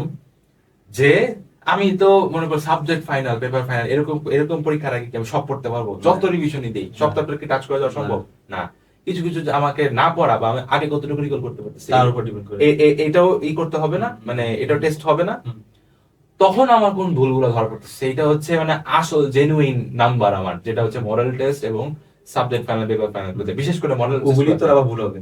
হ্যাঁ, তুই যেগুলি ওখানে পারতাস না, সেগুলি তুই ফিউচারে পাবি, কারণ ওগুলি তোর মোস্ট। তো আমি ক্ষেত্রে একটা কথা, আমি হচ্ছে প্রত্যেকটা দিন একদম first day to last day পর্যন্ত আমি ডেইলি এক্সাম্পল, উইকলি এক্সাম্পল যেখানে এক্সাম দিতাম, যে ভুলগুলো হইতো সেটা আমি একটা ডায়ের মধ্যে নোট করে রাখি। এই যে দোস্ত এইটাই ডায়ের মধ্যে নোট করে রাখি। আমি যখন পড়তাম না, মনে কর আমি কোনো একটা কাজে খাওয়া দাওয়া করতেছি বা ভুলগুলো দেখতি, কোনো একটা জায়গায় মানে জাস্ট অন্য পড়াশোনা, নিজে পড়াশোনা অন্য কিছু করতেছি, তখন হচ্ছে আমি এইগুলি দেখতাম, এগুলি পড়তাম, ওই ডায়েরি ওগুলি পড়তাম। একটা তো স্ট্র্যাটেজি হইতে পারে। এইটাই দোস্ত, আমি এই স্ট্র্যাটেজি কথাটাই বলতাম, যে কিছু আনপ্রেডিক্টেবিলিটি জায়গা রাখা উচিত, যে আমি সব পড়ে গিয়ে একদম সব পড়ে, এভাবে তো সবটা আমাদের থাকবে না। এবার পরীক্ষার এক্সামে হলেও গিয়ে আমি কোনো কিছু ভুলে যেতে পারি। এই জন্য শেষের দিকে গিয়ে সব না পড়ে আমি কি কি পয়েন্টগুলো পড়ে গেলাম, এইটা পড়ে আমার আগের পরে কি কি মনে আছে এটা চেক দিয়ে দেওয়া উচিত। এবং এটা থেকে যে ভুলগুলো বের হবে ভুলগুলো নোট ডাউন করা, তাহলে আমি বুঝবো যে কোন কোন টপিকে আমার দুর্বলতা আছে। শুধু যে ওই কোশ্চেনটাই না, মনে কর শৈবাল ছত্রাকের উদাহরণ থেকে আমি একটা ভুল করছি, তার মানে শৈবাল ওইটা ছত্রাক আবার আরেকটু ভালো করে দেখতে হবে। ওই ওই টপিক পারস ওগুলো তো সময় দিয়ে লাভ নাই। আশেপাশের তুই যেগুলি পারস না বা যেগুলিতে আমরা দুর্বল ওগুলিতে আমাদের সময় দেওয়া দরকার। রাইট, ওই টপিকের আশেপাশের টপিকগুলো হ্যাঁ, একটু আশেপাশের দেখে topic, ফেললাম আর কি, এটাই বেস্ট ওয়ে। আচ্ছা দোস্ত, মেডিকেল অ্যাডমিশন স্ট্র্যাটেজি নিয়েও কথা হইলো, মেডিকেল লাইফ নিয়েও অনেক কথা হইলো। তোর ঘোরাঘুরির অনেক শখ, তুই পডকাস্টের আগে আমাকে বলছিলি যে এই মেডিকেল স্টুডেন্টের লাইফ এত অজবর হলো, কি বলে এটাকে, ব্যস্ততা থাকা সত্ত্বেও আমার কাছে মনে হয় না, আমার কাছে প্যারা মনে হয় এই একটাই কারণ হচ্ছে ঘোরাফেরা। ঘোরাফেরাটা আগে তুই তো- কিভাবে হ্যাঁ। ম্যানেজ করতেছস এটা নিয়ে একটু আমি তুই কিন্তু- বলতে চাস, সেটা বলছিলি। আমি হচ্ছে অলরেডি কিন্তু আমি কিন্তু বাইরে কয়েকটা কান্ট্রিতে গেছি, ঠিক আছে। মাশাআল্লাহ, কোন কোন দেশে গেছস? আমি হচ্ছে ইন্ডিয়া গেছি, নেপাল গেছি, ঠিক আছে। আর এই বছর তো যে কিছুদিন আগে থাইল্যান্ডের ভিসা রিজেক্ট খেলাম, তো ঈদের পর প্ল্যান আছে। ভিসা রিজেক্ট কেসস কেন? হ্যাঁ, থাইল্যান্ডের ভিসা, এটা হচ্ছে টেকনিক্যাল কিছু কারণে রিজেক্ট করে আর কি, সবাই দেয় না। তো করছে ঈদের পরে আবার শ্রীলঙ্কা যাওয়ার প্ল্যান আছে। কিন্তু যেটা হচ্ছে যে আমি বললাম একটু আগে যে আমার কাছে মেডিকেল লাইফে প্যারা মনে হয় না, কারণ হচ্ছে প্যারা হিসেবে নিয়ে নাই, ঘোরাফেরা করতাম, ঠিক আছে। যখনই চান্স সুযোগ, একদিন বন্ধ দুদিন বন্ধ, আমার সবারই কাছে একটা পরামর্শ থাকবে, বেশি বেশি ঘোরা। তো ঘুরলে না তোর লাইফটা আর প্যারা মনে হবে না, ঠিক আছে। তুই এমন অনেকে বলতে পারে টাইম পাই না, ভাই টাইম এনাফ থাকে, তুই টাইম বের করতে পারলে তো টাইম এনাফ থাকে, ঠিক আছে। Right. তো এরা এমন কোনো কারণে না, আমার ক্লাস টাইম অনেক বন্ধ থাকে, তুই কি একাই ঘুরোস নাকি কাউকে? না, আমার 3 জন 4 জন যখনই যারা পাই চলে যাই। কখন একা গেছস? না, একা যাই না। ফ্রেন্ডদেরকে নিয়ে সব ফ্রেন্ড যেখানে গেছি, ফ্রেন্ড থাকে, ওদের নিয়ে ঘোরা করছি, এটাই ঘুরতে হবে আর কি। যেটা বিদেশের বললাম। এক্সপেরিয়েন্স কিরকম? বিদেশের এক্সপিরিয়েন্স আসলে অনেক ভালো, বিশেষ করে যে আমি গত বছর নেপাল গেছিলাম, অন্নপূর্ণা বেস ক্যাম্প, যেটা জানো, আচ্ছা, সেটা আচ্ছা। হচ্ছে 4300 মিটার উপরে উঁচু থেকে। Wow. ওইটা 8 দিন ট্রেকিং করে ওখানে গেছিলাম বরফের মধ্যে। এটা কোন ছুটিতে গেছিলি? সেটা হচ্ছে গত বছর প্রফের পর, ক্লাস শুরুর আগে গেছিলাম। তো ওইটা বেস্ট ছিল, 7 দিন 8 দিন একদম পুরো তোর -15 ডিগ্রি 20 ডিগ্রির মধ্যে ছিলাম, ঠিক আছে। মানে আলাদা লেভেল এক্সপিরিয়েন্স, আর যে ভিউটা পাইতাম, মাশাআল্লাহ, মানে তখন লাইফটা অর্থিত মনে হতো যে এটাই লাইফ, আমার কাছে মনে হয় আর কি, ওটাই লাইফ। এই যে ঘোরা, এক্সপিরিয়েন্স নেওয়া। আর একটা জিনিস কি, তোর যত ঘুরবি না, তোর লাইফ মানে তুই তোর চিন্তাটা আরো বড় হবে, ঠিক আছে। তুই অনেকগুলি মানুষ, অনেক রকম মানুষ দেখবি, অনেক রকম সংস্কৃতি যখন দেখবি, তুই আরো ব্রডলি চিন্তা করতে পারবি। মানে তুই যে অনেকে দেখবি, অনেক আছে মানে সংকীর্ণ মনে হয়, অনেক দেখবি আশেপাশেই আছে, যে এই জিনিসে রাগ করে, ওই জিনিসে এমন করে, ওই জিনিসে খাপ খাইতে পারে না, হুট করে রেগে যায়, দেখা যায়। যখন যখন তোর মাইন্ডটা, পরিধিটা বড় হবে না, তোর কাছে এগুলো খুব ছোট খারাপ বিষয় লাগবে, ঠিক আছে। তুই অন্যরকম ভাবে চিন্তা করতে শিখেছিস, এই জন্য আমি বলি ভাই, তখন আমি একমত দোস্ত, হ্যাঁ। ঘোরাফেরা করলে ঘোরাফেরা করলে দৃষ্টিভঙ্গিটা আসলে। চেঞ্জ হয়। তো যখনই সময় পাওয়া যায়, যারা দেখতেছে যখনই সময় পাবে, আমি বলবো যে অবশ্যই ঘোরার বন্ধু তোর একটা বিজনেস আইডিয়া দিই, তুই ট্রাভেল এজেন্সি দিয়ে দে একটা। প্ল্যান আছে। আসলে হ্যাঁ, প্ল্যান আছে। এখন তাইলে? এখন না, আমি আগে নিজে MBBS পড়াশোনা কর। শেষ করি, শেষ করার পরে তখন হচ্ছে প্ল্যান আছে। আল্লাহ এখন আপাতত আল্লাহ তোকে একটা সুন্দর শিহাব ট্রাভেল এজেন্সি বানানোর তৌফিক দিক। হ্যাঁ, এন্ড যেদিন বানাবি দোস্ত, ওই পর্যন্ত যাতে আল্লাহ সততা মেডিকেল পডকাস্টে হায়াত দেয়, ইনশাআল্লাহ, যাতে ইনশাআল্লাহ। স্পন্সর ইনশাআল্লাহ, হিসেবে তো নিতে পারি দোস্ত। ইনশাআল্লাহ। এনিওয়ে, অনেক কথা হইলো, অনেক আড্ডা হইলো। ইনশাআল্লাহ সামনে আরো কোনো এপিসোডে তোকে ডাকবো, চলে আসিস বন্ধু। অনেক ভালো লাগলো। হ্যাঁ। আর আমাদের এই পডকাস্টে যাতে এরকম তোমার তো ভালো ভালো গেস্ট অথেন্টিক গল্পগুলা কোনো স্ক্রিপ্ট ছাড়া মানুষের কাছে পৌঁছাইতে পারে, এটার জন্য আমাদেরকে তুই স্মরণ রাখিস। হ্যাঁ, অবশ্যই, আমারও এসে ভালো লাগছে। আমিও তোর ফেসবুকে, ইউটিউবে তোর অনেকগুলি পডকাস্ট আমি নিজেও দেখছি, ঠিক আছে। কয়েকটা বেশ ভালো লাগছে আমার, ঠিক আছে। তো সেখান থেকে তুই যখন বললি, আমি কিন্তু ফার্স্টও আমি একদমই না করি নাই, আমি বলছিলাম ঠিক আছে অবশ্যই আসবো। এবং আয়েশাও এনভায়রনমেন্ট, কথাবার্তা, আমার গল্প দিয়ে ভালো লাগছে, ছুটির দিন আজকে কথাবার্তা বলে আমারও ভালো লাগছে। সো ধন্যবাদ আনার জন্য আর কি। ইনশাআল্লাহ দোস্ত, সামনে আরো আসিস, আর আমাদের সেট আপ এভরিথিং যাতে আরো বড় হয়, আস্তে আস্তে আরো বেটার গেস্ট, ইনশাআল্লাহ, আরো বড় বড় ইনশাআল্লাহ। গেস্টদেরকে আমরা আনতে পারি আর কি। আল্লাহ বর্ষা। ওকে দোস্ত, আল্লাহ হাফেজ। আসসালামু আলাইকুম। ওয়ালাইকুম আসসালাম।